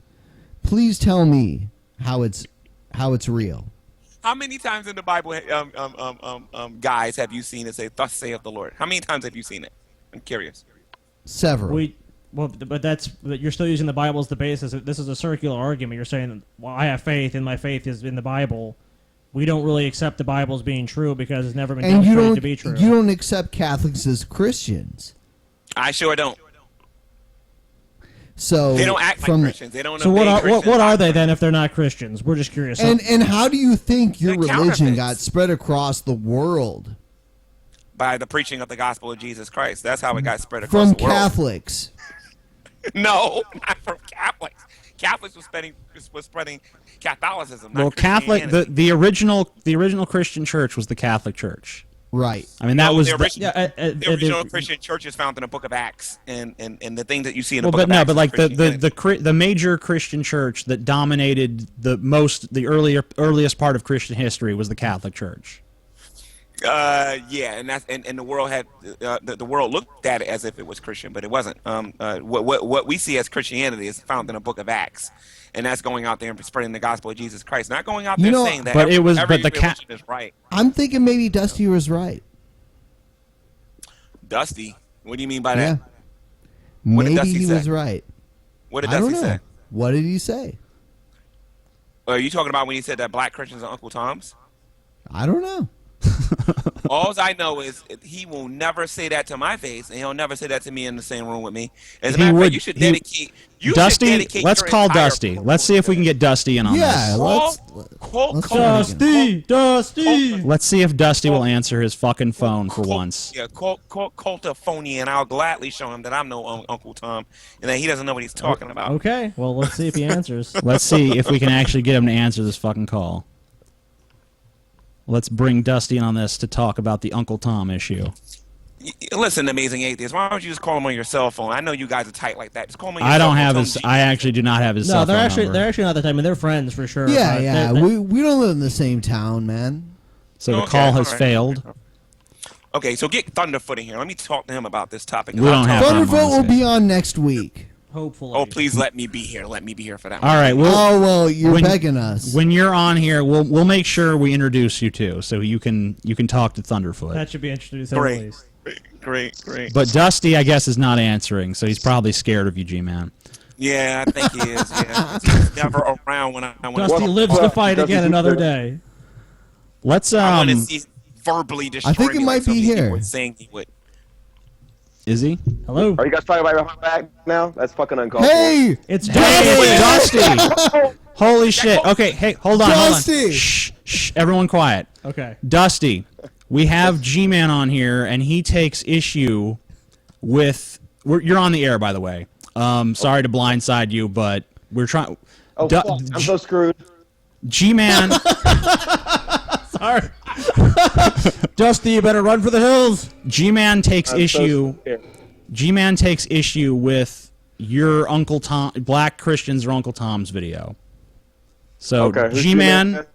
G-Man he's a black Christian. Yeah, he's here on the air right now. Yeah, he's right here with you. He's about to lay into you. So, G-Man, Why don't you tell Dusty? Calling Uncle Tom. That's the first thing I want to know. And secondly, first of all, okay, you're talking about how black Christians were put on the Uncle, whatever the name of that ship was on that Cult of Dusty program you had, and you're trying to sit there and you're trying to say that black Christians are Uncle Toms.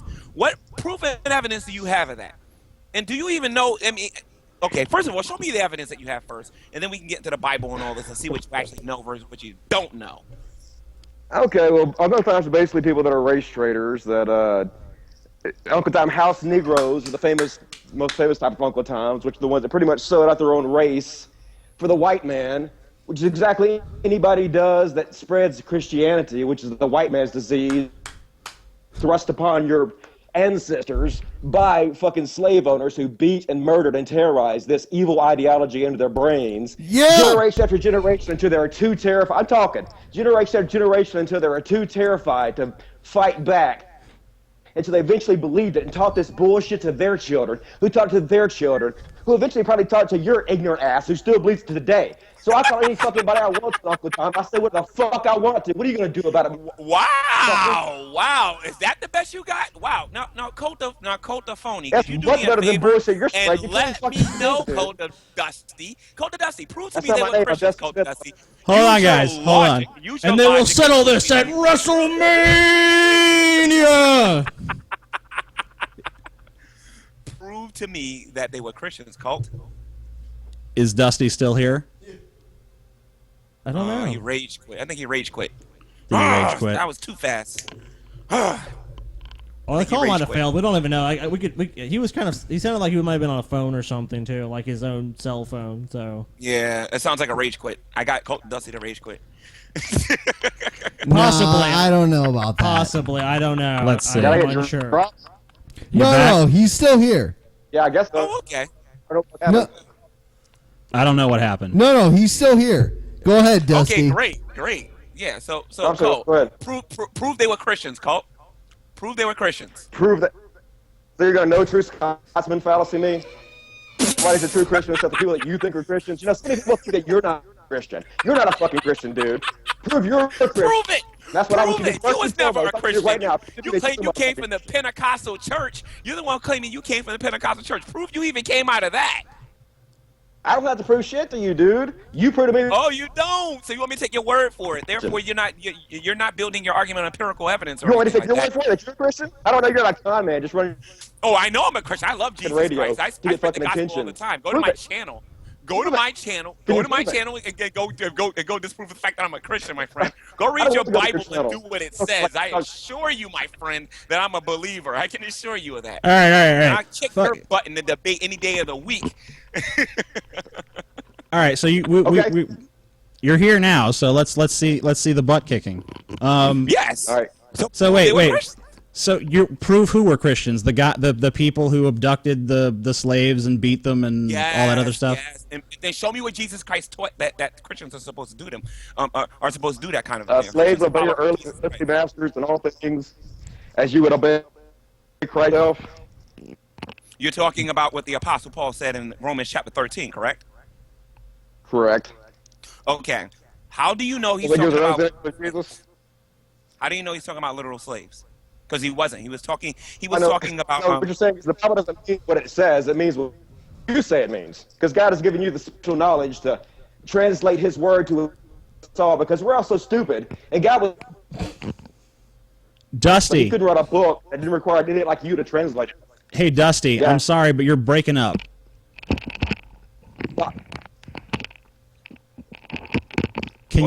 Dusty, are you on your phone? Can you get to a computer?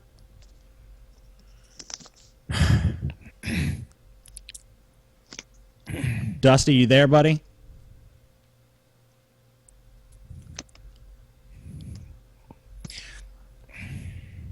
Damn. I think we lost him. Yeah, I think so too. I think we need to get Dusty back when he's at his house. Yeah, we need to get Dusty on here when he has a more stable connection. G-Man, we're going to let you go for now. We're going to try to get you and Dusty back on here at some point, because obviously it promises to be a pretty entertaining fucking discussion. Oh, he's calling. Let's see if he's on his he's on his PC. Yeah. Answer, Dusty? Okay. Sorry, you guys called me my like cell phone right as I was walking. The fucking cord was on. Dusty, you're still breaking up, man. I straightened it out. You're still breaking up a little bit. Do you have? Can you get on your PC connection or? Yes. Can you get on there for us and call us I'll call back you on back in a that? second. Okay, thanks, Dusty. All right, thanks, Dusty. All right, so here you go, G-Man. This is what you've been asking for. This is what you've been waiting for, man. Yeah. So go to Dusty. Okay, so while Dusty, he's not here right now. He's gonna get on his PC and call us back because his phone's breaking up. He's our friend, and he's a good guy, honestly. Yeah. So G-Man. Yeah. When you say that these Christians were not Christians, or these people who identified as Christians were not really Christians. Yes. What is your basis for that? Like, how do you not think that Dusty was a real Christian? Because Dusty was a very devout Christian. Oh, he was? Okay. Yes. Okay, first and foremost, let me give you my biblical reference on why I question people's Christianity. Okay? And he doesn't think your people should have been enslaved. Oh, yeah, we'll get to that in a minute. First John chapter 4. Let's listen. Okay. 1 John chapter 4. It says that we're supposed to not believe everybody that say that they are from God. That we're supposed to test the spirit by the spirit. Okay, and it gives us criteria to determine who's a believer and who's not. Many times Jesus himself said, "Do not believe everybody who says." He said he who calls comes to me saying, "Lord, Lord." Right. You know what I mean? But many people are going to be doing it. Some people are going to go to heaven, and some people are going to go to hell. Pretty much in a nutshell. Now the bottom line is this: Dusty's coming to me and he's telling me that he used to be a Christian, and then I'm looking at what he's doing on YouTube right now. He's showing me absolutely no fruit whatsoever that he was ever who he says he was, or he was or that he was part of the actual denomination that he says he was. That's number one. Number two, if you want proof that I'm a Christian, all you got to do is go take a look at Preaching to the Choir Ministries. That's all the proof you need. I can assure you of that. Number three, the reason why I'm coming on him as hard as I'm coming on him about this is because as a black man who lives in the United States, this man has the audacity and the nerve to call Christians today, black Christians today, Uncle Toms, as if I'm some type of a sellout for my people today. You understand what I'm saying? I made a video response to that nonsense that he put on his channel. It's on my channel. You know what I mean? I'm not a sellout. Okay? There's a difference between what we saw in the transatlantic slave trade and what we see in the Bible, and I'm pretty sure he doesn't know the difference. Okay, if he was a devout Christian, he would. But I'm going to test him on that when he gets on his phone. But I mean, you have to admit that the only reason that you're a Christian today is because of those people ingratiating Christianity into the slaves at that time, whether they were true Christians or not. That's the only reason that you're probably a Christian now. And you also understand. Well, hold on, G-Man. You understand that Dusty Smith is from Mississippi, and he knows. He knows. I sure am. Yeah. Well, here we have Dusty on the line right now. G-Man, you're from the north. You're from New Jersey, right? Yes. So, Dusty, G-Man says that you were never a Christian. Or, I'm sorry. Okay, well, I mean... Dusty, G-Man says you were never a Christian. I don't know if I said that right the first time. I'm glad he knows better what went on in my head than I do, but I can assure him that I was born in the cult of Christianity. I was born in the most religious part of the entire United States, grew in Mississippi, and I was in the cult for 30 years. I used to be the leader of my youth group in the cult. I used to do plays for Jesus, where I played Jesus, where I played God. I used to spread this shit door to door. If I was not a Christian, there's not a goddamn Christian out there alive today. So you don't know what the fuck you're talking about. Wow, that's pretty much how you prove you as a Christian. Tell me something, Dusty. How do you become a believer? I was born into it. I was born into the cult. Like you, I don't know if you were, but most people were born into the cult. And I was told by everybody I loved, trusted, and who took care of me that it was true, so I had no reason to question it. But now I realize that they didn't know they were lying to me. You know, they were lied to by their parents. Yes. Dusty. Go to Dusty. Hold on, G-Man. Hold on. I just want to set this up. Dusty, G-Man has a big problem with your Uncle Tom video. He is a black man who is a Christian, and he has a problem with your Uncle Tom video. So I want you to defend that point, and we'll give you some time to defend that point, and then we'll let G-Man respond, and then we'll let you respond to his counter argument. Go ahead. Okay, cool. I mean, I don't know what his counter argument is. I mean, that's what I made the video for. I made the video to defend the point for me. So anybody that wants to can watch the video and they can have their own opinion about it. They don't need me to tell them what's right and wrong. They can go look it up for themselves, make their own decision about it. Okay, so my question for you is this. What's the difference between what you've seen in the transatlantic slave trade, which I'm sure you know all about because since you live out there in the Deep South, versus what we see in slavery in the Bible? What are the big differences between the two, if there are any?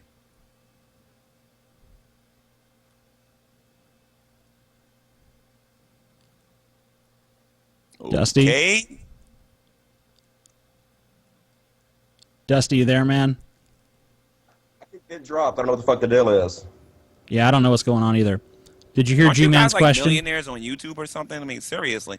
Yeah, so my question was this. What is the difference between the transatlantic slave trade and the slavery we see in the Bible? Because if you're going to call me an Uncle Tom, a black Uncle Tom Christian, then you better know the difference between the transatlantic slave trade and the slavery that we see in the Bible. What is the difference?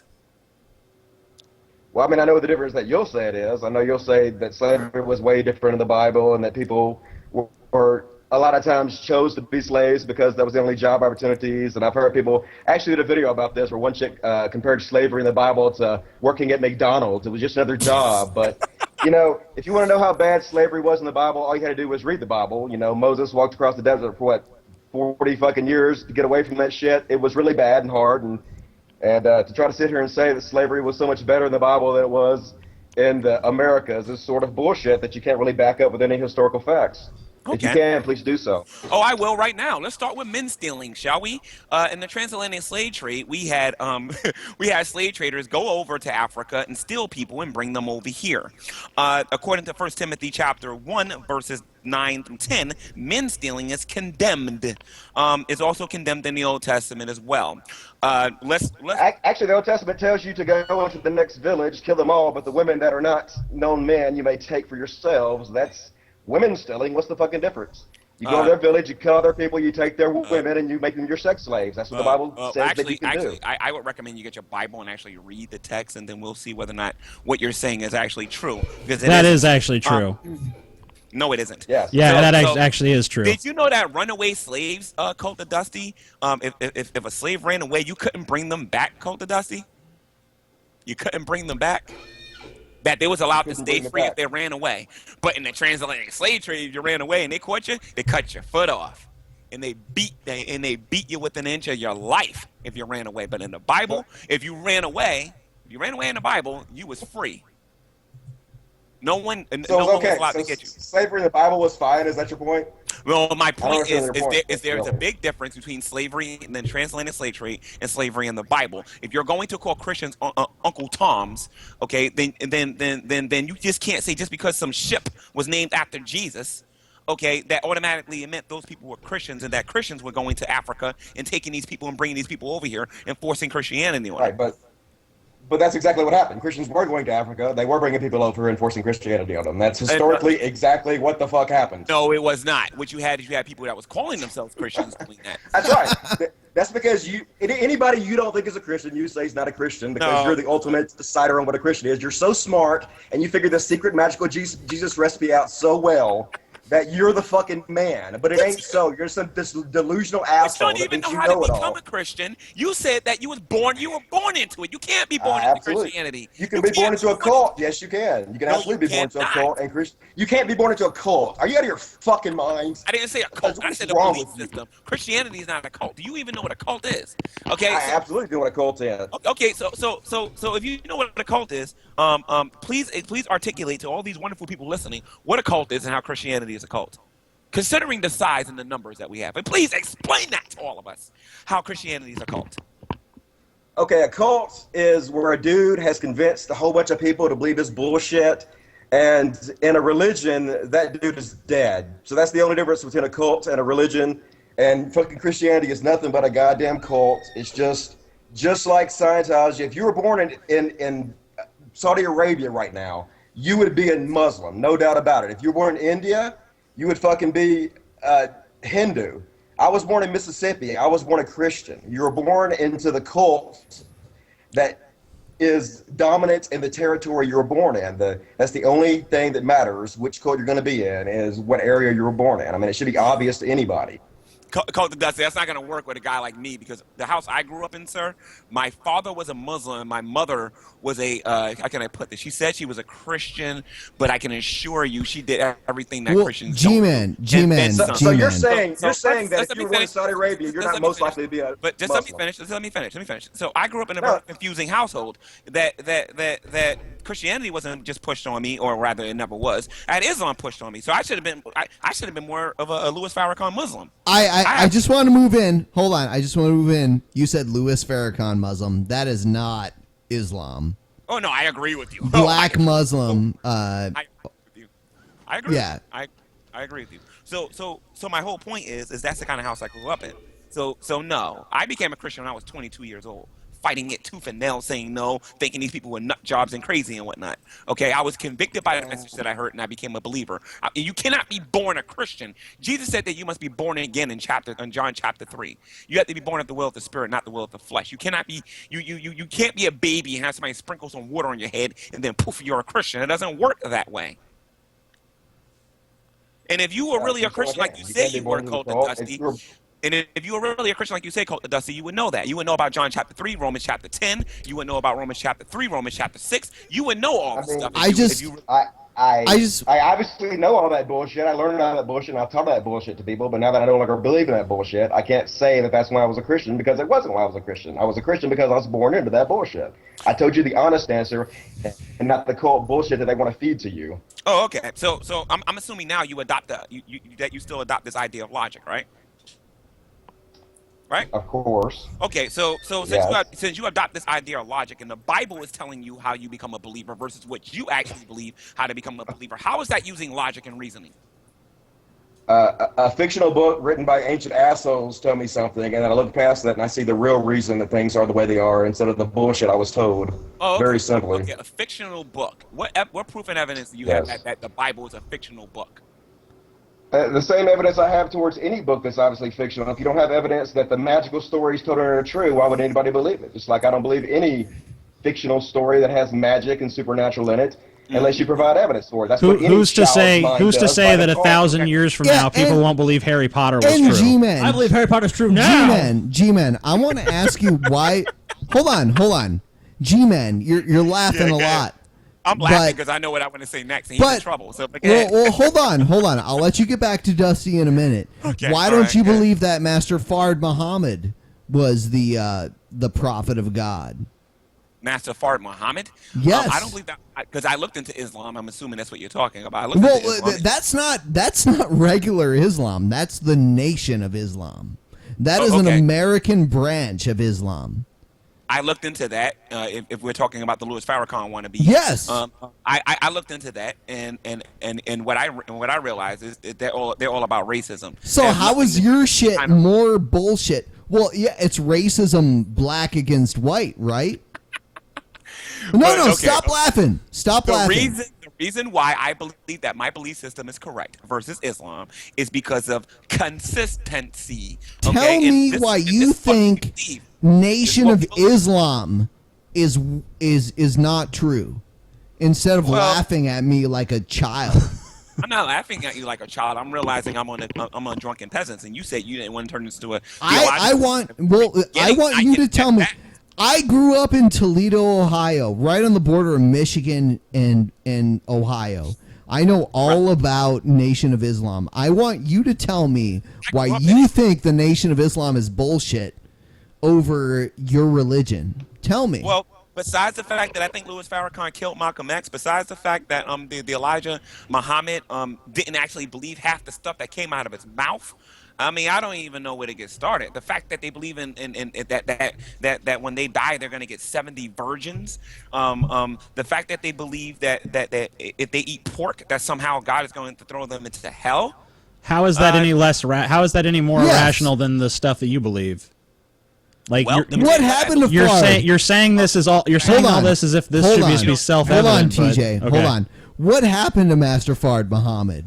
What happened to him? Did he die? Okay. I Did don't know he die? I don't have that. I don't have that. You don't even know. Did he I don't have die? that information. I don't have that information. You don't even know if he died. Okay. I don't have that information in front of me. Yeah, you don't even fucking know. All right. Well, go that's ahead. according to you. Go ahead, That's Dusty. I'm giving it. I'm giving it Don't over. you want to know what I believe? Don't you want to know what I believe before you start? I already know what you believe, and I know you it. Don't. He No, didn't you even don't. fucking die. You don't even know. I didn't All right, tell Dusty, have your way with this turd. I Go didn't ahead. even tell you what I believed. And what I believe. I still want to is prove that he's a Christian. Well, again, this is what I believe. I love the Bible says to love the Lord your God with all your heart, soul, mind, and strength, and to love your neighbor the way you love yourself. Colt the Dusty have a video. Well, why do on you his believe the channel. Bible is true? Why do I believe the Bible is true? Because of consistency. Yes. Because of consistency. Now, the Bible has a story, the most important story in the Bible, the story of the resurrection of Jesus Christ. And it's told 3 times in the Bible, and all 3 times it's told completely differently. Okay. So even the most important story in your fictional book, it can't even get right and consistent. So what the fuck are you talking about? Okay, since you think the Bible didn't get it right, you don't mind me asking you a couple of questions, right? The Gospel of Mark. Who was the Gospel of Mark written to? No, why are you changing the subject? I just asked you a direct question. Don't pretend like I didn't ask you a question. The Bible tells a story of Christ's resurrection 3 times, and in all 3 times it has separate recollections. They're not all consistent. Right. So why are you telling people that the Bible is totally consistent when the most important story in the entire book is inconsistent 3 times? And you're talking about the resurrection. Again, we're talking about the harmony of the Gospels, and they don't contradict themselves. If you're talking about, well, he's just giving you an example of a contradiction, and you haven't refuted it. And you're ignoring it. And pretend like it doesn't exist. You're trying to change the Like subject I'm because you don't have anything to say. So why don't you actually address the point he's trying to make? No, I'm not. You're trying to rattle. Okay, well then explain to us why those 3 different accounts are consistent. G-Man, do you understand that for the longest time in America? Do you understand that there are 3 of you and there's 1 of me? No, 4. There's actually 4. No, that's okay. That's okay, bro. No. That's okay. Bring it. I'm saying when he can't handle me, so I'm not worried about it. You guys gotta help. Cry me a fucking river, bro. No. Look. No, we're not even ganging up on you. Me and Scotty are mostly being silent here. We're just trying to get you to answer the question. I find this all too amusing. Let's just get back to the key issue here. How are the 3 different? Wait, no. Hold on. How are the 3 different accounts of the resurrection of Christ consistent when they're not consistent? Okay, I'm gonna say this again. It's not so much important to the Christian that everything is being said word for word. You have 3 different eyewitness accounts where people are recording what happened. Okay, and what Christians are concerned about is the actual harmony of the Gospels and the harmony of what. How is there harmony if there's contradictions? What the harmony is concerning the actual resurrection. There are no contradictions in the Bible. There are plenty of contradictions in the Bible. There are actually plenty of contradictions in the Bible. There are plenty of contradictions in the Bible. All you have to do a website that shows G-Man, all you have to do is go to Skeptic's Annotated Bible and look at the huge section of contradictions where there's contradictions there's undeniable contradictions there. The Amazing Atheist is so right. All you got to do is go to the Skeptic Annotation Bible. But you want to know, if you want more, you go to the Thinking Atheist channel. He has about 400 to 500 of these so-called contradictions. Where do you think your Bible came from? Well, where did your Bible come from? Let me finish the thing with the contradiction. So, if you actually type in the answers to these contradictions for each one of those websites, I've actually looked at the answers, and usually they're just sophistic bullshit. They don't they don't actually explain the contradictions. Do you realize that your King James Bible came from hundreds of years of translation? Okay, so regarding what the Amazing Atheist just said, which I don't even remember because this is a typical tactic by the atheist community where they try to fire hose you. Oh, God, you're such a victim. You guys are talking about multiple things, but you know what? How about I flip this? You're a victim. No. G-Man, we're talking about one thing. We're talking about biblical contradictions. There's no other subject on the table. There are no Bible contradictions. And by the way, if you go to the Skeptics thing, and if you go to evilbible.com and you look at all these accusations that are being made in the Bible, you'll see that they do little to no work whatsoever to actually go seek out the answers to these particular things. Okay. For example, there are 2 creation accounts. Yeah, there are two creation accounts. Let's look at that so-called contradiction. In Genesis chapter 1, you have creation. In Genesis chapter 2, you have a rewrite. Which is never meant to be in a chronological order. So I don't understand where you guys are getting this. Well, there's two creation accounts. No, there is not. There's only there is. one creation account. There's two creation accounts where there's a different chronology of events. And it was intended to be in chronological order. All you have to do is read the passages to see that. Okay, so read Genesis chapter 1 for yourself, and then go read Genesis chapter 2. And I have done that. So I have done that, actually. And they will actually see that you have a creation account in Genesis chapter 1. And 1. even so, that was required. G-Man. That was required reading at my high school. I mean, you're talking to people. When you talk to Ben and Dusty, you're talking to two people raised in Christianity. They're familiar with these passages. They know that these contradictions do exist. Dusty was raised in a cult, according to him. He doesn't even know the difference between a cult and a religion. I was raised in the Roman Catholic Church. Well, Jesus Christ was probably like a Charlie Manson-esque figure who was just a cult of personality, and his religion, his cult happened to survive beyond his death. Just because the cult has gotten larger doesn't mean it's not a cult. Anyway, Christianity is not a cult, and I'll hold debate on. You for any day of the week. G-Man. Let's give Dusty the floor. Go ahead, Dusty. Say your piece. I mean, I've already said it. I mean, if you think I wasn't a Christian, you know nothing about my background and my life, and it's just absolutely ridiculous. So, I mean, you have no credibility. I don't know why I need to be responding to you. I have no idea who you are. I've never even heard of you before, so... I just got called on the phone, and some angry guy's yelling at me about something. I will. Yeah, because you're going to be huge, dude. No. You're so good. No. You're so good at this. You're so smart and bright. No, I wish I could be you for 5 minutes. I'm smart. Honestly, Dusty, he's been on YouTube. Shut up, G-Man. He's been on YouTube for a while now. He's been talking shit for a while, and he wanted you on our show for a long time. He wanted to call you out on the Uncle Tom argument because he's a black man, and that's why we wanted to have you on with him. So I had no idea who he was, and I've never heard him before, and didn't know what his complaints against me were. So I started to respond to somebody. Oh no, I leave comments on your channel. I'm sure you're so busy that you. And that's all we wanted. Matt Dillahunty thinks I support slavery because of you. Matt Dillahunty thinks I support slavery. So whatever. I have no idea what Matt Dillahunty says or believes or anything. I don't even talk to him, so I don't understand what the fuck you're talking about. That's all we wanted. All we wanted was Dusty. Shut up, G-Man. All we wanted was Dusty to say why he thought black Christians were Uncle Toms and G-Man to argue against it. That's all we want. Yes, and I did it. And Dusty did a very bad job at. Well, hold on, G-Man. Let's let Dusty say his thing, and then you can retort. Go ahead. Oh, cool.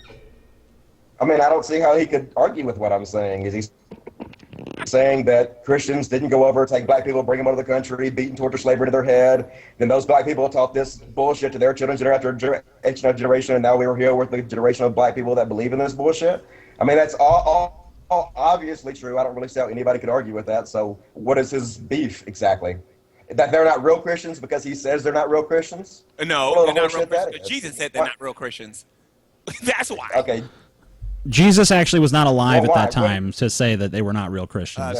Jesus is at the right hand of the Father right now. If you know anything about Christianity, my friend, no, you would know that he's not dead. Jesus is dead. No, Jesus is dead. No, he's alive. He's dead. He's alive. He's dead. Go find his body. I don't even think he ever existed. I think he might have existed, but I think he's dead. See, that's the thing between me and TJ. TJ thinks Jesus may have existed, and I don't think he ever existed. Then you was never a Catholic then. You want to talk shit? Well, no. Ben did think Jesus existed. He just doesn't now. Ben at one point in a timeline, which is his life, believed in the teachings of the Catholic Church. I am 33 years old.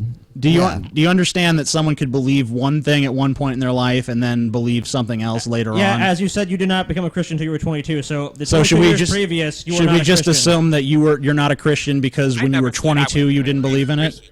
I'm not stupid enough to get on camera and say I was born and raised a Christian, but Colt Dusty did it. Okay. I'm not dumb enough to say something like that, and he made my job very easy when he did that. How do you account for the fact that religion is separated by geography? How do you account for the fact that India is full of Hindus, that the Middle East is full of Muslims, that America is full of Christians? How do you account for the geographic separation if you're not born into religion? Again, number one, I wasn't born into religion. No, I'm not talking about you personally. I'm talking about the bigger picture here. I'm asking you how you would account if you're not born into your religion, then how would you account for the geographic separation of religions? Okay. How would you explain it? What is your alternate explanation? Okay, my alternate explanation is this: if we're talking about India, for example, many of them are Hindus and Right. Buddhists and all that stuff and whatnot. I would say this: I would say that if a person is born into a particular religion, like a Hinduism or Buddhism or something like that, I would say that when they get to a certain age where they can think for themselves and they're able to say, you know what, I don't agree with none of this garbage. Let me look at some of the other beliefs and whatnot and see if I want to believe that, or they may not believe anything at all. But the point of the matter is Hold this, on. they Let me just ask you a question. They No. were just going. Let me I'm finish. sorry. You guys want to know what I'm trying to say? Let me finish. Okay. So, All right. Okay. So my point is this. My point is if the person didn't if a person just going along with the crowd and never really believed what they was actually claiming they were part of, then they were never part of that belief or part of that hold religion. on. Dusty, what I want to do, because it was really hard to get Dusty even into this.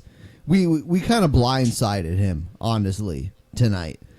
I want Dusty to say his piece on the Uncle Tom spot, and then I want G-Man to give his retort, and then you guys can argue it. So, Dusty, tell me why you think black Christians are Uncle Toms, and then we'll let G-Man respond, and then you guys can argue it back. I don't even know if he's still here. He probably went to get a beer or something. No, he's all right. Oh, by the way, Ben and TJ, do you mind if I put this portion of this video on my channel? Nah, do what you want. No, we don't care. Thank you. I appreciate it. We don't give a shit. You do what you want, man. I appreciate that. Thank you. So wait, let me ask you this question: how many? Sorry. Whatever you want to do. Dusty. Okay, tell us why black Christians are Uncle Toms, because that's the main argument that we're having here tonight. So say your piece on why black Christians are Uncle Toms, and then we'll have G-Man give his retort. Well, we've already kind of delved into that. I mean, Dusty has basically said that this was a religion that was beaten into them. This wasn't the tradition they were from. This was something that was instilled in them through violence and brutality. But I want to hear Dusty say it. He said it. He said it several times. G-Man basically says they weren't true Christians. So I want to know how. What I really want to know from G-Man at this point is how many true Christians are there? Because it sounds like you're saying that a lot of people who identify as Christians are not Christians. So, like, who is a true Christian? How are you defining these terms? How is Dusty not a Christian? Yeah, how is Dusty not a Christian? How was Ben not a Christian? How are the vast majority of people who identify as Christians not Christians? I mean, you always want to claim like there is some majority of Christians in America, but it sounds like by your standard, there's barely any. Okay. Fair question. Okay. Number one, Jesus Christ is the one who determines who's a Christian, not me. Let me say this again. Jesus Christ is the one who determines who's a Christian. All right. So what is what is? You say someone's not a Christian. What is Jesus? If only Jesus Christ can make that determination, why are you on this show making that determination? Well, because, and I'm about to give it to you right now, okay? And in John chapter 3, Jesus said that you must be born again in order to see the kingdom of God. Not of the will of the flesh, but of the will of the Spirit, okay? If you're not born again, you cannot be a believer. In Romans chapter 10, verse 9, the Bible says that if you confess with your mouth the Lord Jesus Christ, and you believe, this is important what I'm about to say right now. Oh, I know, but I'm asking for clarification on something. What does it mean to be born again? What does that mean to you? It means a drastic change of mind. It means a change of nature. It means a change of exactly who you are. Okay, and that's what it means, I guess. And how can you attest to the fact that the people who brought the slaves over here did not have that change of mind? because they was not obeying the commandments of Jesus Christ. Jesus says, if you love me, you will do what I Do say. you obey all the commandments of Jesus Christ at all times? Are you saying that you're a perfect person? Not all the time, not 100% of the Okay, time. so if you're allowed to break them, then how is it impossible that these men? Amazing atheist. How come I can't finish like a Oh, he's whining. I'm not. You're being whiny, G-man. You're being whiny. I'm asking for. I'm not interrupting you. I'm asking for clarification on your fucking points. Jumping in on your ass. He just wants to. Yeah, I'm trying to get you. I'm trying to keep you on the fucking path here. I'm trying to clarify what you're saying. I'm not interrupting you. I'm not interjecting my own shit. We're just trying to understand what your perspective So I'm asking you a follow-up question to what you said. And whether you like it or not, on our show, we will mute your ass. So yeah, what I'm asking you is, I'm just very confused. I'm just very confused about your standard, because it seems to me like you feel like you know what a Christian is better than anyone. Except it seems. Jesus Christ. No. It's not Jesus Christ. It's you. You have made yourself the arbiter of. No, you have. You've made yourself the arbiter of what a Christian is and isn't. Who the fuck are you to say that you know Jesus Christ better than me? I learned Jesus Christ my whole life. How do you know Jesus Christ better than me? Ben, I think you're drunk right now. Ben is drunk, but that's still a valid point. Ben is most certainly drunk. You on the G-Man, you were on the Drunken Peasants podcast. The word drunken is in the name in the podcast. But what does it even matter? How do you know Jesus Christ better than me? Okay, and I'm going to tell you this. Well, I know him better than you because you're not a believer, and I have a personal relationship with him. That's how I know him better than you. How do you know better than... How do you have a personal relationship with Jesus? How do you know better than the little boy that... Does Jesus talk to you? Hold on. G-Man. G-Man. In your prayers. Okay, yeah. He doesn't do it How in do you real know life, better just than the when you're little boy praying. that ate the little piece of bread that thought it was the body of Christ? I'm sorry, say that again? Let's say there's a little boy and they put the bread in his mouth for the first time ever, and that was the body of Christ to him. How do you know better than him? How do I know better than him? Because the scripture doesn't say that that bread is literally the body of Christ. It is done. How do you know that it's not? Because the Bible tells me that communion was done. Prove to me that the Bible is real. He was, and to remember what he did for us. That's what the Bible actually says. See, we have a Bible for a reason, because it tells us what we need to know about our faith. And if you're not going to pay the Bible any mind, when you get into a conversation like this, you're going to get your butt owned. That's what's going to happen. That's your interpretation of events, sir. Yeah. That's a very interesting and unique interpretation of events. But it's true, though. All right. Okay, no. That's your interpretation. Sorry. Guys, you can't just say you can't make a Dusty. declarative statement and say you're just right. That's not how it works. Guys. Let's wrap this up. Yeah, I agree. I think it's about time to wrap. You four guys did your best. You know what I mean? But, Yeah, maybe next time. Guys, you try. You won as usual, G-Man. Hubris, G-Man. Just like hubris. No. You won, G-Man. Don't worry. No, I didn't. The No, victory I is yours as usual. No, it's amazing but how when you are we gonna always have a rap win. battle? When are we gonna have a rap battle? That's what I want to know. When are we gonna have a rap Soon, G-Man. Very soon. battle? You always say soon, and I know. I just want to hear. I want to hear Dusty's. All right, we'll give Dusty one final word, and then we'll give G-Man a final word, and then we're gonna fucking pull the plug on this shit. Dusty, do you have anything to say? Is he there, Dusty? Yeah, he's there. Dusty. I think he's getting high. I don't know. I thought I heard him for a second. Now I don't hear him. All right, fuck it. Show's over. This has been the Drunken Peasants podcast. Please subscribe or Rate, die. subscribe, all that bullshit. Subscribe or die. Bye, G-Man. All right, guys. Thank you for inviting Bye, me. G-Man. Nice having you as always. You All right, crazy guys, son of a have a bitch. Thanks, Dusty, and all of our other guests, Paul, everyone. We'll hopefully be back next week on Wednesday, same time, same place. Make sure you have lots of pan. Yeah. Hopefully we will too by then. We don't now, unfortunately. Sad face. Frowny face. All right. Good night, everyone. Bye-bye.